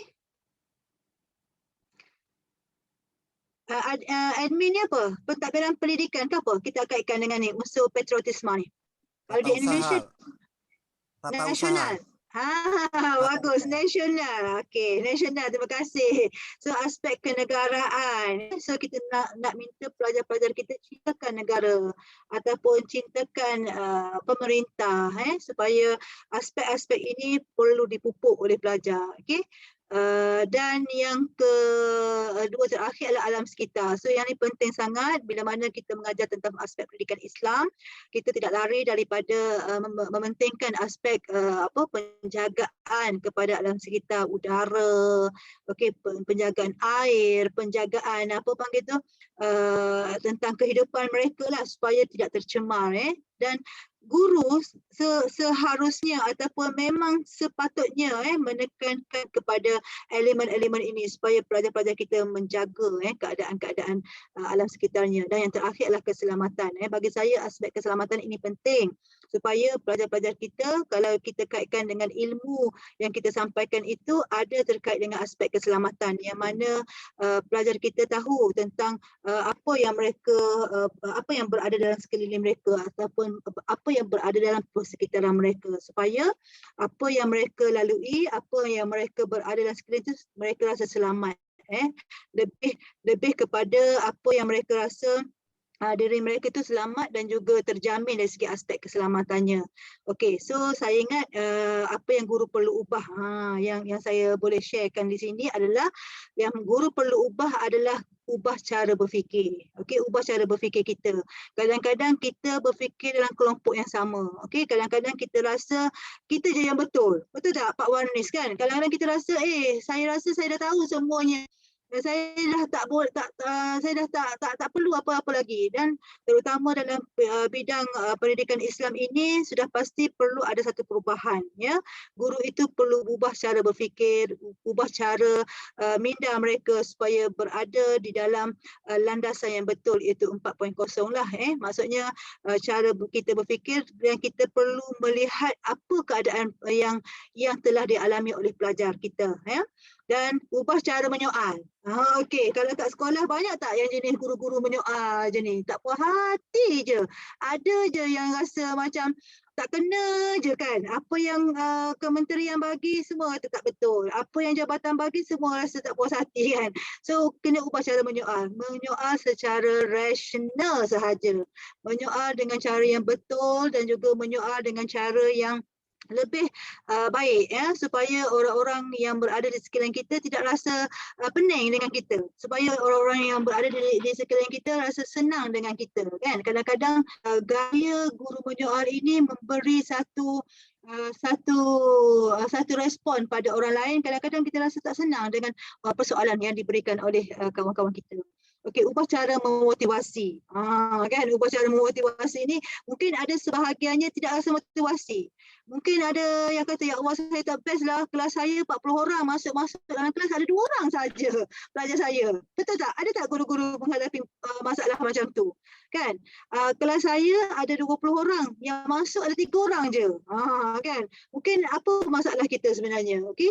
Dan juga ubah jenis tugasan. So mulai pada hari ini mungkin ada sebahagian guru-guru ataupun dosen-dosen di sana suka memberikan tugasan secara teori, malah perlu ubah secara hands-on. Maksudnya memberi tugasan secara projek, memberi tugasan sebagai secara problem based learning yang saya nyatakan tadi, ataupun meminta pelajar membuat tugasan dan sebagainya supaya mereka lebih minat dan juga yang seterusnya adalah ubah cara pentaksiran. Mungkin sekarang ni kalau di Malaysia kita ada pentaksiran berasaskan bilik darjah. Kita panggil PBD. Kalau di Indonesia mungkin ada cara pentaksiran yang berbeza dengan Malaysia. Kalau PBD di sini, apa jua pelajar lakukan terus dicatat markahnya. Macam saya katakan tadi, apa jua projek yang pelajar laksanakan, tak kisah projek itu berada dalam bilik darjah ataupun berada di luar bilik darjah, pelajar diberikan markah ataupun pelajar ditaksir berasaskan kepada sahsiah sikap mereka melaksanakan satu tugasan. Bukan hanya pentaksiran itu dinilai secara kognitif, malah dinilai secara efektif dan juga bernilai secara lebih pada sikap, kita panggil effective domain. Okay, so ubah cara berkomunikasi itu supaya lebih jelas, dan bila kita menyebut cara berkomunikasi sudah pastinya berbeza dengan zaman yang terdahulu. Sekarang ni kita lebih berkomunikasi dengan secara WhatsApp, secara FB Live, secara macam mana. Banyak cara-cara yang kita rasa kita boleh berkomunikasi, tapi komunikasi itu perlu jelas dan juga perlu betul dengan cara mediumnya. Okey, so saya ingat slide saya yang seterusnya adalah adakah guru itu telah bersedia untuk menghadapi pelajar generasi ini. Sebab bagi saya generasi sekarang ini adalah revolusi 4.0 ini adalah generasi yang betul-betul kritikal dan juga betul-betul kritis, dan mereka perlukan sangat penlibatan secara langsung daripada guru. Dan tanpa guru sebenarnya kadang-kadang pelajar kita asyik Google je kan, nak tahu jawapan Google je, Mr. Google tu adalah utama kan. Sebenarnya guru adalah sebagai satu medium yang paling utama selain daripada Mr. Google. Kan kadang-kadang pelajar kita lebih percaya pada Mr. Google, betul tak Pak Iswantil kan? Dia tak tahu je dia Google. Apa dia? Google kat kitab aja tu. Dia tak tahu je, dia Google je kan. Tu kita panggil panggil tu ilmu yang dia ni. Sepatutnya dia perlu hadir secara langsung dalam bilik darjah kan. Dan juga kita melihat bagaimana untuk menghasilkan pelajar yang serba boleh. So saya sebut pelajar yang serba boleh ini dapat menyelesaikan isu-isu yang lebih kompleks dan juga isu yang lebih komprehensif supaya mereka lebih kreatif dan juga inovatif. Satu lagi slide saya sebenarnya slide berkaitan dengan kaedah. Nanti saya boleh sharekan sekejap lagi. Mungkin kalau sekiranya ada soalan sebelum saya terus kepada slide saya seterusnya. Kita berhenti sampai pukul 12 Pak Iswantil? Ya, insyaAllah. Sekejap saja saya punya kuliah saya, sebab kita bersifat dua hala. Saya lagi suka pelajar saya bertanya, respon kan. Sebab apa? Kita nak hasilkan keadaan revolusi 4.0 ini, kalau boleh dalam suasana yang lebih kompleks ini, biasanya kita boleh menyelesaikan isu-isu yang terkait dengan pendidikan Islam. Supaya apa yang kita ajar, apa yang kita berikan ilmu tersebut, mereka praktiskan dalam kehidupan seharian. Itu yang seeloknya. So saya yakin guru-guru yang di luar sana adalah guru pendidikan Islam yang mana orang kata apa, boleh memberi satu nilai tambah kepada pelajar. Yang mana saya ingin hasilkan tadi adalah banyak yang saya sebutkan tadi, 5 metas kurikulum, strateginya, supaya guru-guru di Bukit Tinggi ini walaupun mengajar di mana jua aspek ataupun lapisan masyarakat, perlu praktiskan ilmu yang dipelajari sesuai dan juga seiring dengan keperluan revolusi 4.0 ini, insya-Allah. Saya dah nak bagi kesimpulan ni untuk slide saya pertama ni. Okey, kesimpulannya kalau kita lihat pendidikan ini perlu mengadaptasi pada kaedah baru. Bila saya sebut kaedah baru ini, kaedah yang terjerumus ataupun selari dengan perkembangan pantas teknologi. Maksudnya teknologi ini kalau kita lihat teknologi yang bersifat untuk praktis kepada alam pekerjaan. So kita perlu melatih murid-murid yang di hadapan kita ini supaya mereka mempraktiskan apa yang mereka pelajari dalam kehidupan seharian ataupun dalam alam pekerjaan. Macam juga Bapak Iswantil katakan tadi, S1, S2, S3 tu mereka telah bersedia untuk ke arah pekerjaan. Maksudnya mereka terus melihat pembelajaran ini perlu menekankan kepada aspek kreativiti dan juga inovatif lah. Namun kita jangan pinggirkan aspek nilai-nilai dalam kehidupan, supaya apa yang saya sebutkan tadi, nilai kehidupan yang dari segi nilai yang kita dapat diperolehi daripada ilmu yang dipelajari supaya dapat dipraktiskan, insya-Allah. Dan nilai-nilai yang ada seperti nilai kebendaan, nilai kemewahan, nilai individualistik itu terus terhapus dalam kalangan pelajar kita, insya-Allah. Dan sewajarnya kita sebagai guru pendidikan Islam perlu berkolaborasi. Saya sebutkan tadi, berkolaborasi dari segi ilmu, dari segi pengalaman, dari segi kepakaran. Dekat sekolah masing-masing ada kepakaran masing-masing. Saya yakin guru itu perlu berkolaborasi dalam pemasaran. Okey, so yang ni saya bagi ingatlah sedikit kata tesis. Siapa-siapa yang rasa nak buat tesis dalam bidang pendidikan Islam, yang boleh kita tengok kepada aspek pengajaran, sebab biasanya saya ada memeriksa tesis mungkin sesuai untuk dijadikan berkaitan dengan tajuk-tajuk tesis ini, mungkin boleh dikongsi dengan guru-guru di sana. Sebagai contoh, amalan penerapan elemen kritis. Sekarang ni memang langsung di Malaysia banyak sangat kajian-kajian yang terkini membuatkan tentang elemen kritis. Elemen kritis dalam pengajaran supaya seiring dengan revolusi 4.0 ini keperluannya. Yang kedua, amalan pengajaran berasaskan nilai. Sebab saya kata tadi, elemen ciri-ciri pembelajaran abad ke-21 ini selain 4K tadi, dia ada satu tersentuh dengan aspek nilai. Betul kan? Dan yang ketiga adalah penerapan elemen merentas kurikulum. So antara 8 tadi mungkin ada boleh terkait dengan apa yang guru-guru boleh buat tesis juga, banyak dalam aspek pengajaran pendidikan Islam, dan juga pengintegrasian ilmu TMK. TMK itu adalah teknologi maklumat dan komunikasi dalam aspek pengajaran.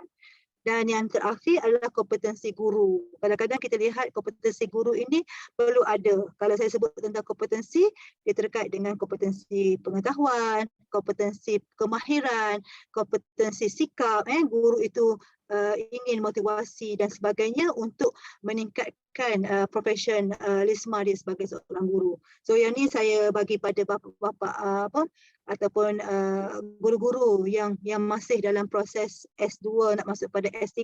Yang ni tajuk PhD ni. Mungkin kalau tajuk master boleh kecilkan sedikitlah skopnya. Mungkin Bapak Iswantir boleh bantu kan? Okey. So saya ingat sebelum saya tutup untuk slide ini, saya ada slide saya ringkasnya yang slide kedua saya tu. Mungkin boleh tanya soalan sekiranya ada, saya sedia menjawab. Okey, ada soalan nak ditanya? Ada Bu, saya ingin bertanya. Okey, boleh. Bapak Aswar. Ya, terima kasih. Ini kan anak-anak kita diajarkan untuk atau dituntut untuk belajar online begitu menggunakan teknologi yang saling terhubung.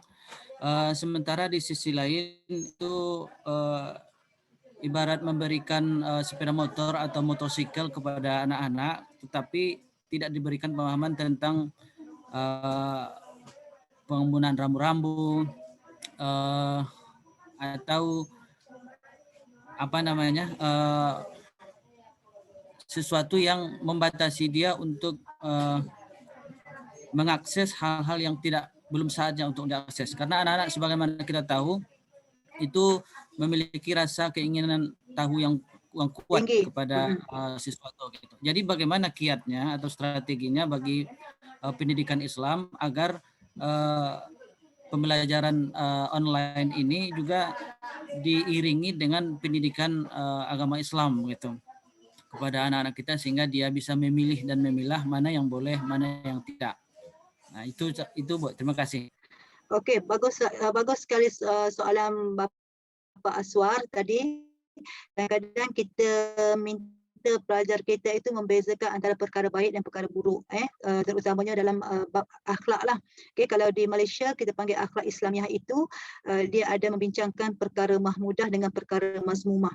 Dan bila mana pelajar itu berhadapan dengan suasana teknologi secara meluas ini, kadang-kadang mereka tidak boleh membezakan apa yang baik apa yang buruk kan. Begitu juga saya ingat kalau pertamanya kita sebagai seorang guru perlu memberi satu pemahaman yang jelas. Okey, pemahaman yang jelas itu terhadap ilmu yang mereka pelajari. Maksudnya itulah perlunya dengan adab berguru. Bapak Aswar, maksudnya adab berguru itu perlu bertanya. Kita minta pelajar itu bertanya sekiranya mereka tidak faham. Okey, kalau di Malaysia kita kalau sesuatu apa yang kita nak ajarkan pada pelajar kita minta pelajar itu bertanya apa yang mereka kurang jelas. Okey, kita memberi peluang pada pelajar kita. Kalau kata kurang jelas itu apa yang kita memberi peluang untuk mereka bertanya. Yang kedua adalah kita memberi peluang untuk mereka berinteraksi antara sesama mereka lah. Mungkin kadang-kadang guru ini membataskan interaksinya. Kadang-kadang apa yang disoal oleh pelajar dianggap remeh. Ada juga macam tu. Bapak Aswan, mereka rasakan alah ini soalan yang biasa sahaja ni kan. So kadang-kadang pelajar itu rasa macam tidak berpuas hati ataupun pelajar rasa dirinya rasa bersalah ditanya soalan-soalan sedemikian. So saya ingat kalau menjawab tentang apa yang ditanya oleh Bapa Aswar tadi, kita perlu kita perlu memberi satu kefahaman yang jelas pada pelajar kita tentang sesuatu. Contohlah dalam aspek pengajaran, biasanya kita, kalau saya sentiasa berikan aspek penutup itu. Contohlah kata kita nak menutup bilik darjah ataupun menutup kelas, sesuatu kelas yang kita ajar, biasanya kita menggunakan penutup secara memotivasikan pelajar. Ataupun penutup secara memberi nasihat kepada pelajar. Apa yang mereka pelajari perlu ada batasan. Ada perkara-perkara yang mereka rasakan itu adalah percanggah dari segi Islam. Ataupun perkara-perkara yang mereka telah pelajari itu bersifat baik dan juga perlu dipraktiskan. Okay, so sentiasa kena ada penerapan yang sedemikian, Bapa Aswar ya. Ke jawapan saya tidak menjawab pada Bapa Aswar punya jawapan? Sudah, Bu. Terima kasih, Bu. Sudah ya, Bapa Aswar? Okey, Bapa Aswar mengajar sekolah rendah ke sekolah menengah? Ke dosen? Di sekolah menengah. Okey, ada tak pelajar-pelajar yang jenis malu bertanya ataupun tidak suka bertanya dalam kelas? Ada juga, Bu. Ada. Okey, bagaimana Bapa Aswar menggalakkan pelajar bertanya? Ya, tentu dengan memberikan rangsangan kepada mereka untuk umpamanya yang dia diam saja, begitu kita tanya langsung, kita minta dia ikut berpartisipasi. Bagi yang biasa diam saja, umpamanya kita beri kesempatan kepadanya dengan pertanyaan atau dengan tanya pemahamannya seperti apa terhadap materi yang kita berikan. Okey, yang tu saya cadangkan Bapa Aswar menggunakan strategi yang saya nyatakan tadi, pembelajaran berasaskan masalah ataupun memberikan masalah supaya mereka langsung terfikir tentang apa yang diberikan oleh kita dan mereka akan boleh berbincang sesama mereka dalam kelas. So kita panggil PBL tadi, problem based learning. Ya, saya syorkan Bapa Aswar boleh buat macam tu dan di situ boleh menggalakkan pelajar kita lebih memberi idea dan juga lebih memberi jawapan yang bernas terhadap apa yang kita ajar dalam kelas. Ya, okey, insya-Allah. Okey, ada lagi soalan sebelum saya masuk pada yang lain? Ramai ke yang pelajar S3 yang akan masuk S3, Bapak Iswantir? Ini ada Pak Nasrul ini, Bu Doktor. Ini apa kajian beliau? Boleh saya tahu kalau kajian beliau tentang apa? Boleh disampaikan tuh, Ustaz Nasrul?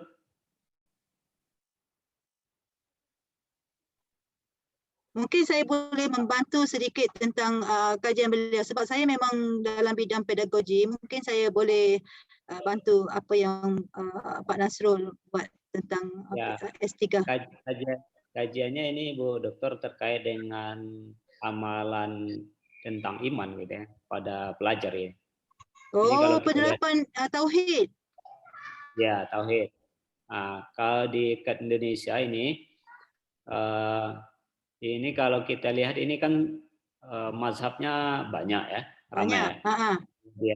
Falsafahnya juga ramai ya. Yeah. Jadi ini asik untuk dibincang dan dikaji bagaimana dinamika amalan tauhid ya di pelajar di Indonesia itu.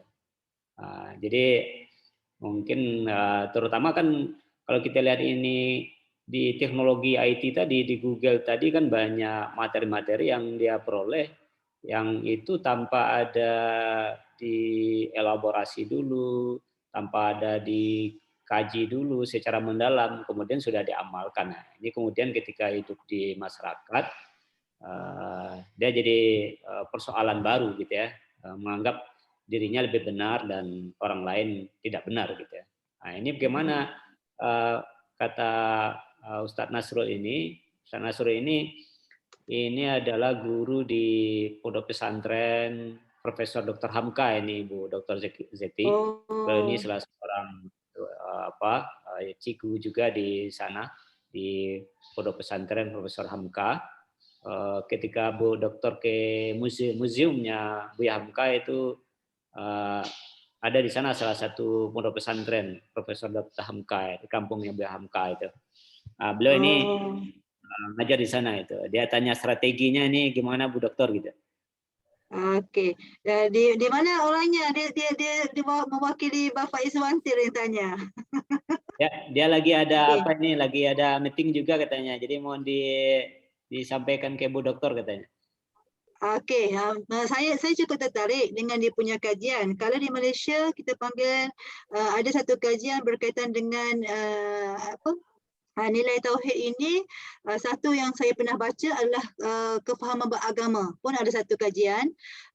Yang kedua berkaitan dengan kefahaman religiosity, maksudnya kefahaman beragama juga tapi dikaitkan dengan ilmu religiosity dan juga amalan yang pelajar gunakanlah. Bagaimana untuk melihat tahap kefahaman tersebut dapat meningkatkan kefahaman beragama pelajar. Sebagai contoh, kalau pelajar itu tahap tauhidnya tinggi kepada Allah Subhanahu Wa Taala, maka kefahaman beragama itu lebih jelas. Itu dari segi hipotesisnya lah. Tapi saya melihat kajian ini mungkin kita lihat sebab ini dibuat di peringkat pengajian tinggi ataupun dibuat di peringkat sekolah. Peringkat sekolah Pak. Peringkat sekolah. Okey, so saya tengok dia punya dari segi apa yang hendak dibincangkan jelas, tapi cuma yang kena melihat kepada pernyataan masalah supaya apa yang Bapak Nasrul tadi kan siapa nama dia? Ya, Bapak Nasrul. Bapak Nasrul ingin buat kajian itu, menariknya adalah nilai tauhid tersebut. Maksudnya bagaimana untuk menjadikan pelajar-pelajar kita percaya kepada, contohlah kata kita kan banyak dia punya fahaman berkaitan dengan agama kan ataupun tauhid tersebut. So yang pertama kita melihat kepada konsep tauhid itu sendiri, kefahaman pelajar itu terhadap konsep tauhid. Yang kedua, kenapa pentingnya konsep tauhid itu dalam kehidupan seharian? Kan sebab apa kita sebagai seorang Muslim sudah pasti bila kita percaya kepada aspek konsep tauhid kepada Allah Subhanahu Wa Taala maka mendekatkan kita kepada pencipta. Itu saya punya pandangan saya lah, supaya dari segi pelaksanaan dia tu mungkin kita lihat dari segi pengamalan pelajar. Mungkin dalam segi instrumen yang hendak dibangunkan untuk kajian tersebut, kita melihat kepada pengamalan pelajar itu bila mana mereka percaya tentang aspek tauhid yang lebih jelas ataupun tauhid yang lebih tinggi. Maksudnya tahap mereka jelas dan tinggi itu kan kita ada skala-skala kita kan. Maksudnya dari segi pengamalan mereka, adakah pengamalan mereka masih berada dalam pengamalan yang tahap sederhana ataupun berada tahap yang tinggi. So kita kena buat test jugalah pada pelajar kita kan. Okey, tapi kalau mereka kalau Bapak Nasrul nak buat kajian kualitatif, saya rasa kajian kualitatif ini boleh dilaksanakan. Sebab saya memang kajian PhD saya memang buat fully kualitatif. Mungkin boleh buat temu bual ataupun dalam suasana dalam kelas mungkin boleh buat pemerhatian dalam kelas, bagaimana minat pelajar bila mana guru itu melaksanakan pengajaran berasaskan tauhid ataupun tentang ilmu-ilmu tauhid, adakah mereka dapat menarik minat pelajar. Kan boleh buat pemerhatian juga.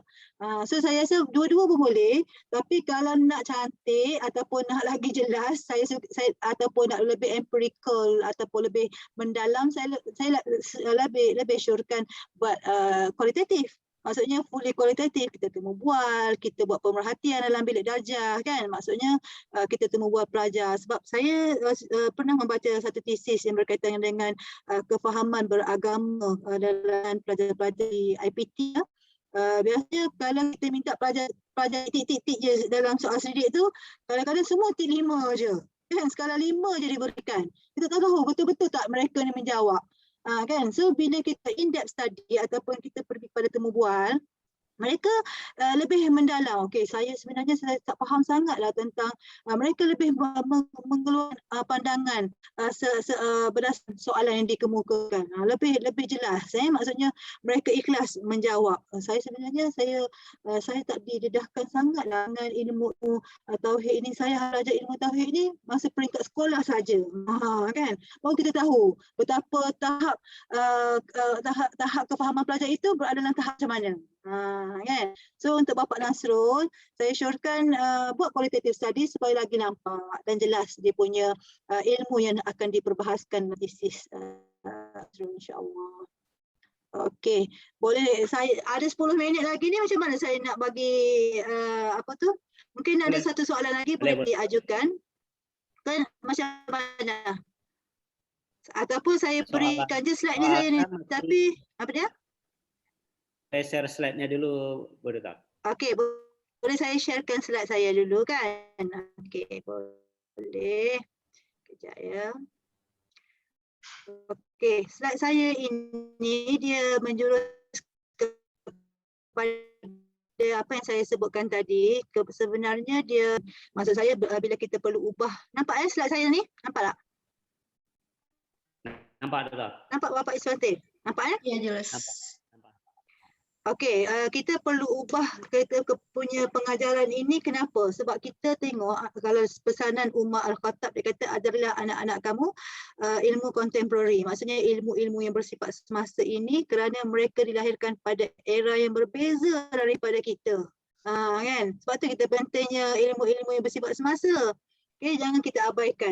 So kalau kata melihat, ni saya nak tanya lah generasi dalam kelompok yang berada dalam saya punya studium general ni, Bapak Iswantil lahir generasi mana?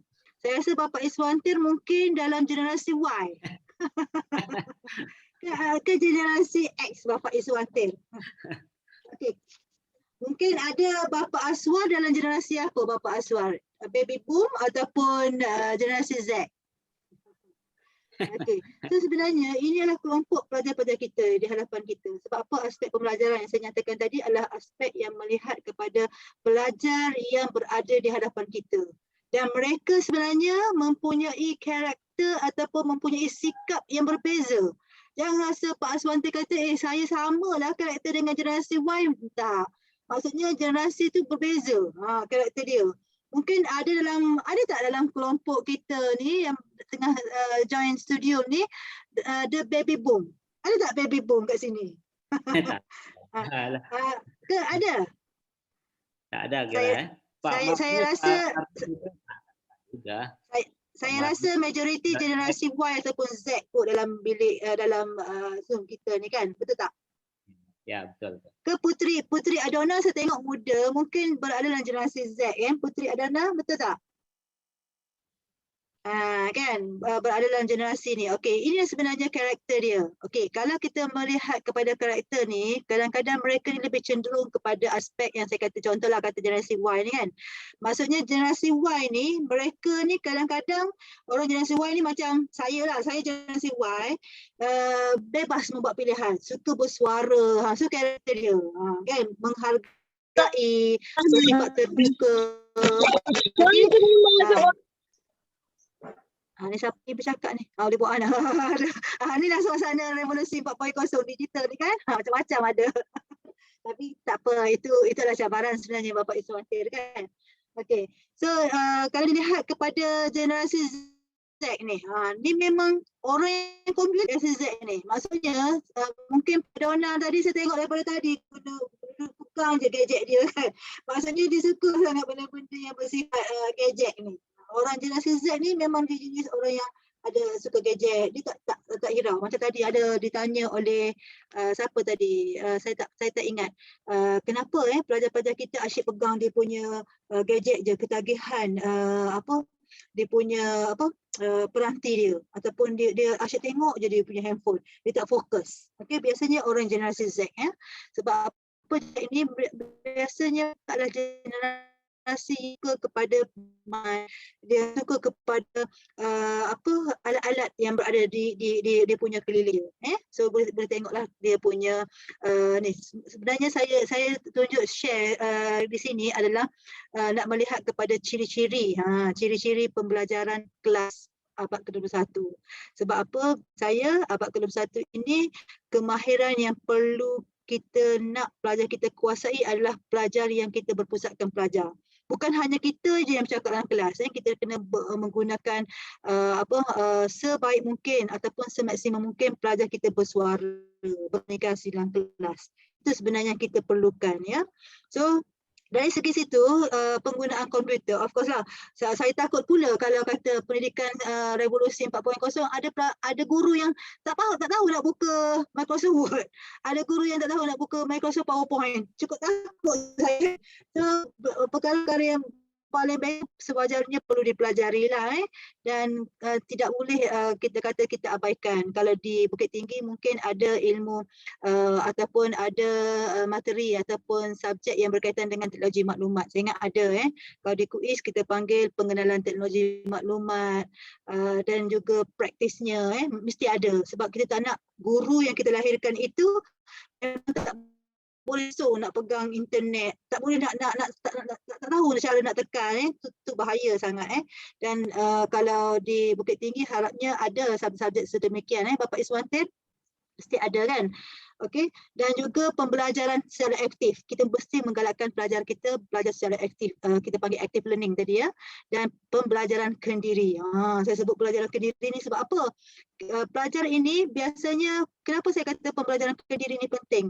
Sebab pembelajaran kendiri selain daripada pembelajaran secara aktif tadi, mereka bijak mengeluarkan punya dia tu kendiri. Maksudnya dia boleh faham apa yang guru ajar dan juga boleh buat secara bersendiri ataupun boleh praktis secara dia punya independen lah, tidak bergantung harap pada kawan-kawan. Kadang-kadang mereka tak faham je, orang akan tanya dan mereka boleh sesuaikan dengan keadaan persekitaran lah, ya.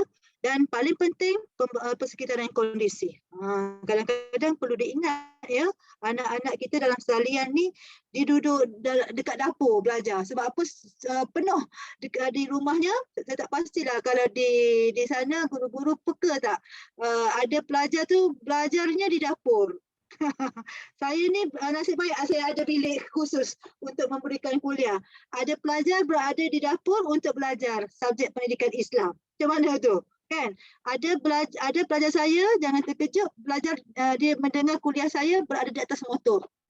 Kan? Tadi ada sebahagian pelajar saya tengok tadi mungkin ada di luar, di pusat membeli belah. Macam-macam lah ilmu sekarang ni kan. So pastikan pembelajaran itu secara kondusif. Saya sebutkan kondusif ini selesa. Saya sebut pembelajaran persekitaran yang selesa.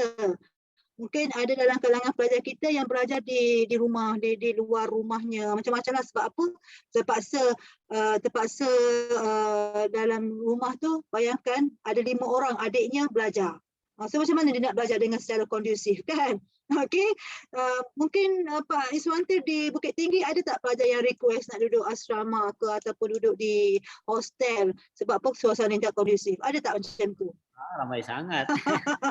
Sebab tak selesa di rumah kan? Ya, tidak selesai di rumah, banyak gangguan. Ya. Betul. Suasana sama sangat di Malaysia.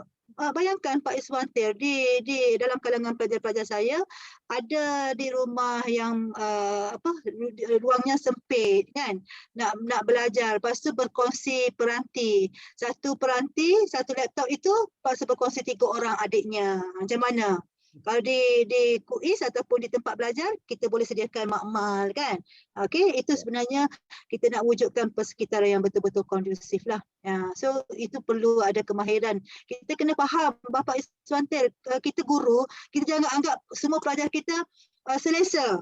Kita jangan anggap pelajar kita semua mewah, semua ada kemewahan. Kita perlu fikirkan suasana mereka di rumah dan sebagainya supaya kita boleh memahami keadaan dan kita boleh membantu mereka, ya. Dan suasana yang perkara keenam, pelajar faham dan juga mematuhi arahan. Dia ni penting Kenapa Bapak Iswantir penting? Sebab apa, kadang-kadang apa yang kita cakap pelajar tak buat. Kita bagi tugasan, dia tak buat pun arahan apa yang kita arahkan pada mereka. Kadang-kadang kita sebagai seorang guru, penat tak kita bercakap, bagi arahan. Kadang-kadang apa yang kita berikan, mereka tidak praktiskan dengan baik. Okey, yang ketujuh adalah saling hormat menghormati. So bila mana kita sebagai seorang pelajar perlu ada adab, ya. Ada adab dengan guru kita. Maksudnya ada adab berguru, ya. Jangan rasa berada atas salian kita tak ada adab dengan berguru. Kadang-kadang kita perlu menutup aurat kan. Sebagai seorang Islam kita perlu menutup aurat dan juga hormatlah guru kita di hadapan. Kadang-kadang saya lihat anak-anak saya belajar, ya, saya boleh kongsilah guru bersungguh-sungguh belajar tapi anak kita tidur di atas talian. Cukup kesian. Sebab mungkin kepenatan, ya. Ada juga macam tu. dan kita tak boleh nak salahkan pelajar. Kadang-kadang dia belajar banyak kan.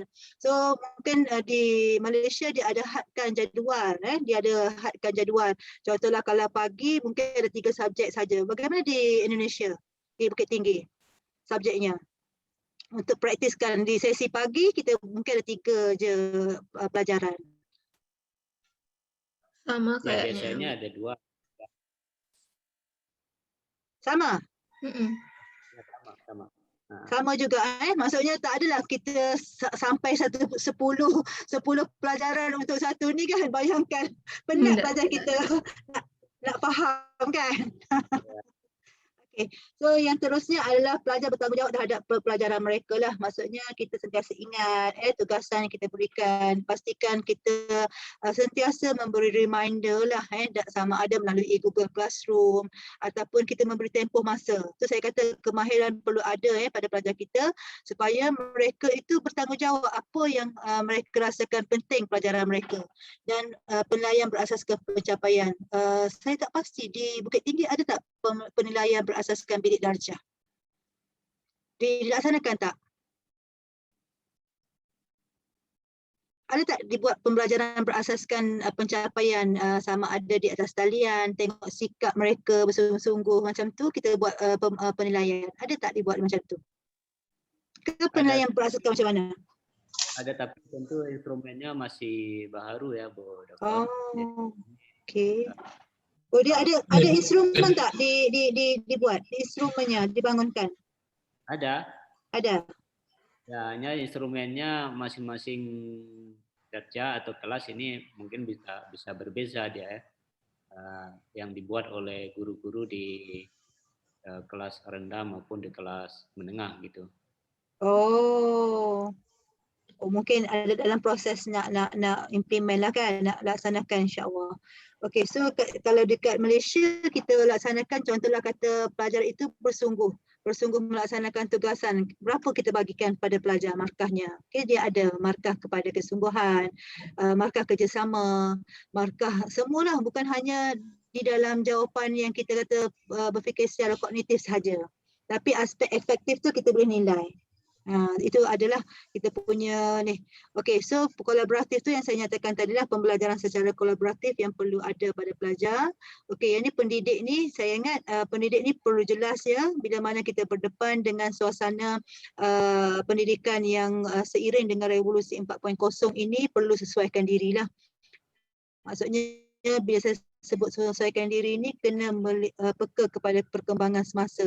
Kalau sekarang ni atas talian mungkin cikgu-cikgu tak boleh memberi alasan. Saya tak pandai, saya ikut je kawan saya, tak boleh.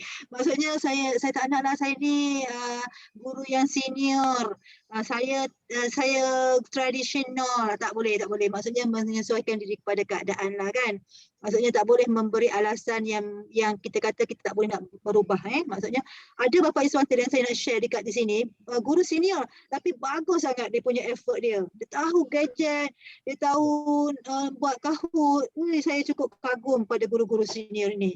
Mereka belajar masuk kelas, keluar kelas, pergi belajar sendiri, belajar online. Memang banyak guru-guru yang ni. Maksudnya effort mereka dan kesungguhan nak menyampaikan ilmu itu ada ya. Ada. Dan saya rasa Bapak Iswanti, kita boleh buat kajian pada guru-guru yang senior ni. Kenapa kesungguhan itu boleh diterap, kan? Berbanding dengan guru-guru yang muda, dia tak nak, dia kata takut, nak pegang gadget takut, kan? So tak boleh lah macam tu. Dan guru senior ni dari segi kekuatan dalaman tu lagi tinggi. So boleh buat kajian kepada macam mana dia punya sikapnya, kan? Okey, so pembelajaran sepanjang hayat perlu ada, bagaimana kita perlu sentiasa berada dalam ataupun mengikuti pembelajaran sepanjang hayat yang bersifat non formal untuk meningkatkan kita punya profession kita sebagai guru, guru pendidikan Islam, dan juga berkomunikasi dengan jelas, mempunyai visi misi. Sebab saya takut nanti bila berada dalam suasana pandemik, kita tak tahu pandemik ni sampai bila kan, tahun depan satu lagi kan. So saya tak nak nanti visi tu pudar macam tu saja kan, visi ataupun misi kita sebagai seorang guru. Pastikan kita sentiasa bersemangat untuk mengajar anak bangsa supaya mereka mendapat ilmu yang betul daripada kita, insya-Allah. So kepimpinan tu cukup jelas lah, terutamanya kita sebagai seorang guru perlu ada ciri-ciri kepimpinan yang mana kita rasa kita bertanggungjawab kepada pelajar yang berada dalam kita punya pengetahuan kita lah. Dan yang seterusnya adalah model teladan, ya.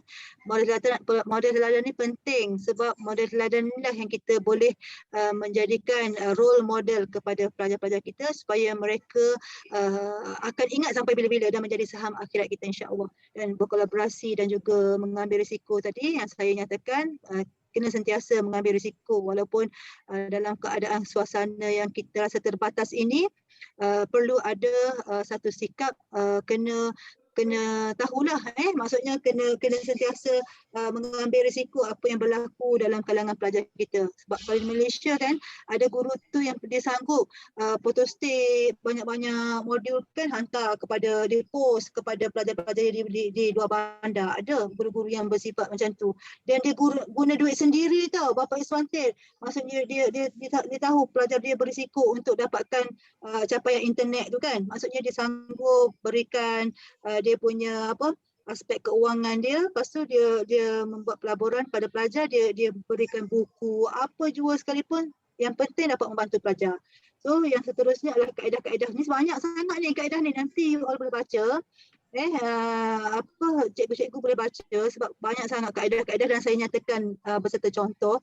Mungkin boleh tengok sebab kaedah PDPC ini, kenapa saya katakan pembelajaran dan pemudahsyaraan ini penting untuk menjadikan pembelajaran yang kita ajarkan dalam kelas itu bersifat lebih efektif dan juga berkesan. Sebab mungkin boleh praktiskan, sebab saya dah bagi contoh-contoh dia, boleh praktiskan dan bersesuaian dengan pendidikan Islam yang kita ajarkan sekarang ni lah. So saya ingat itu sahaja daripada saya, dah pukul 12.05 ni. Saya ucapkan terima kasih kepada Bapak Dr. Iswantil dan juga Ibu Zulfani kerana memberi peluang untuk saya berkongsi ilmu walaupun keterbatasan masa. Kadang-kadang saya banyak juga nak memberi sharing berkaitan dengan ilmu penyelidikan. Saya lebih suka research method untuk membantu pelajar-pelajar di S1, S2, S3 mungkin membuat tesis masing-masing, dan mungkin lain kalilah kita boleh share lagi.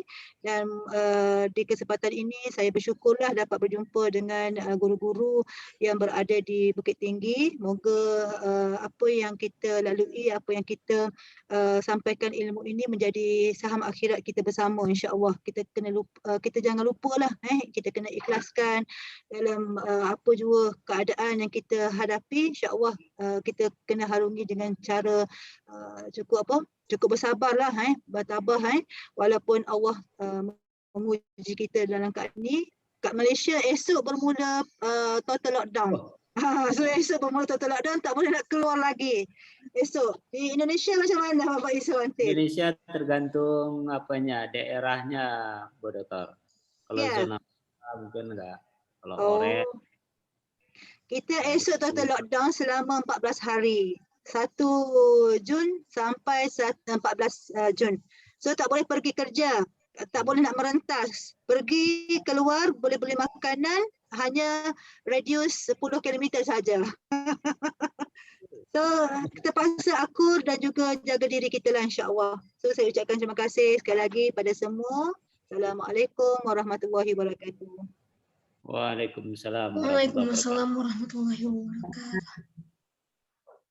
Waalaikumsalam warahmatullahi wabarakatuh. Slide-nya. Saya boleh kirimkan pada Bapak Iswantil melalui WhatsApp, boleh?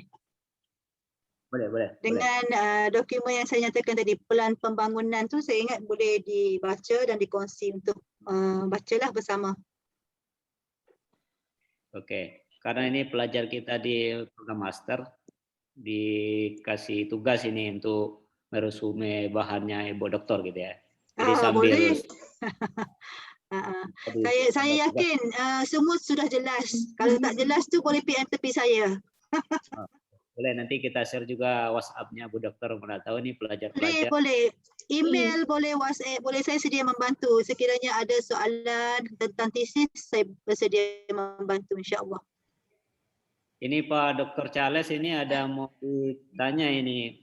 Mungkin ada komentarnya sebelum di apa penutupan ini. Ada Okey. Pak Charles?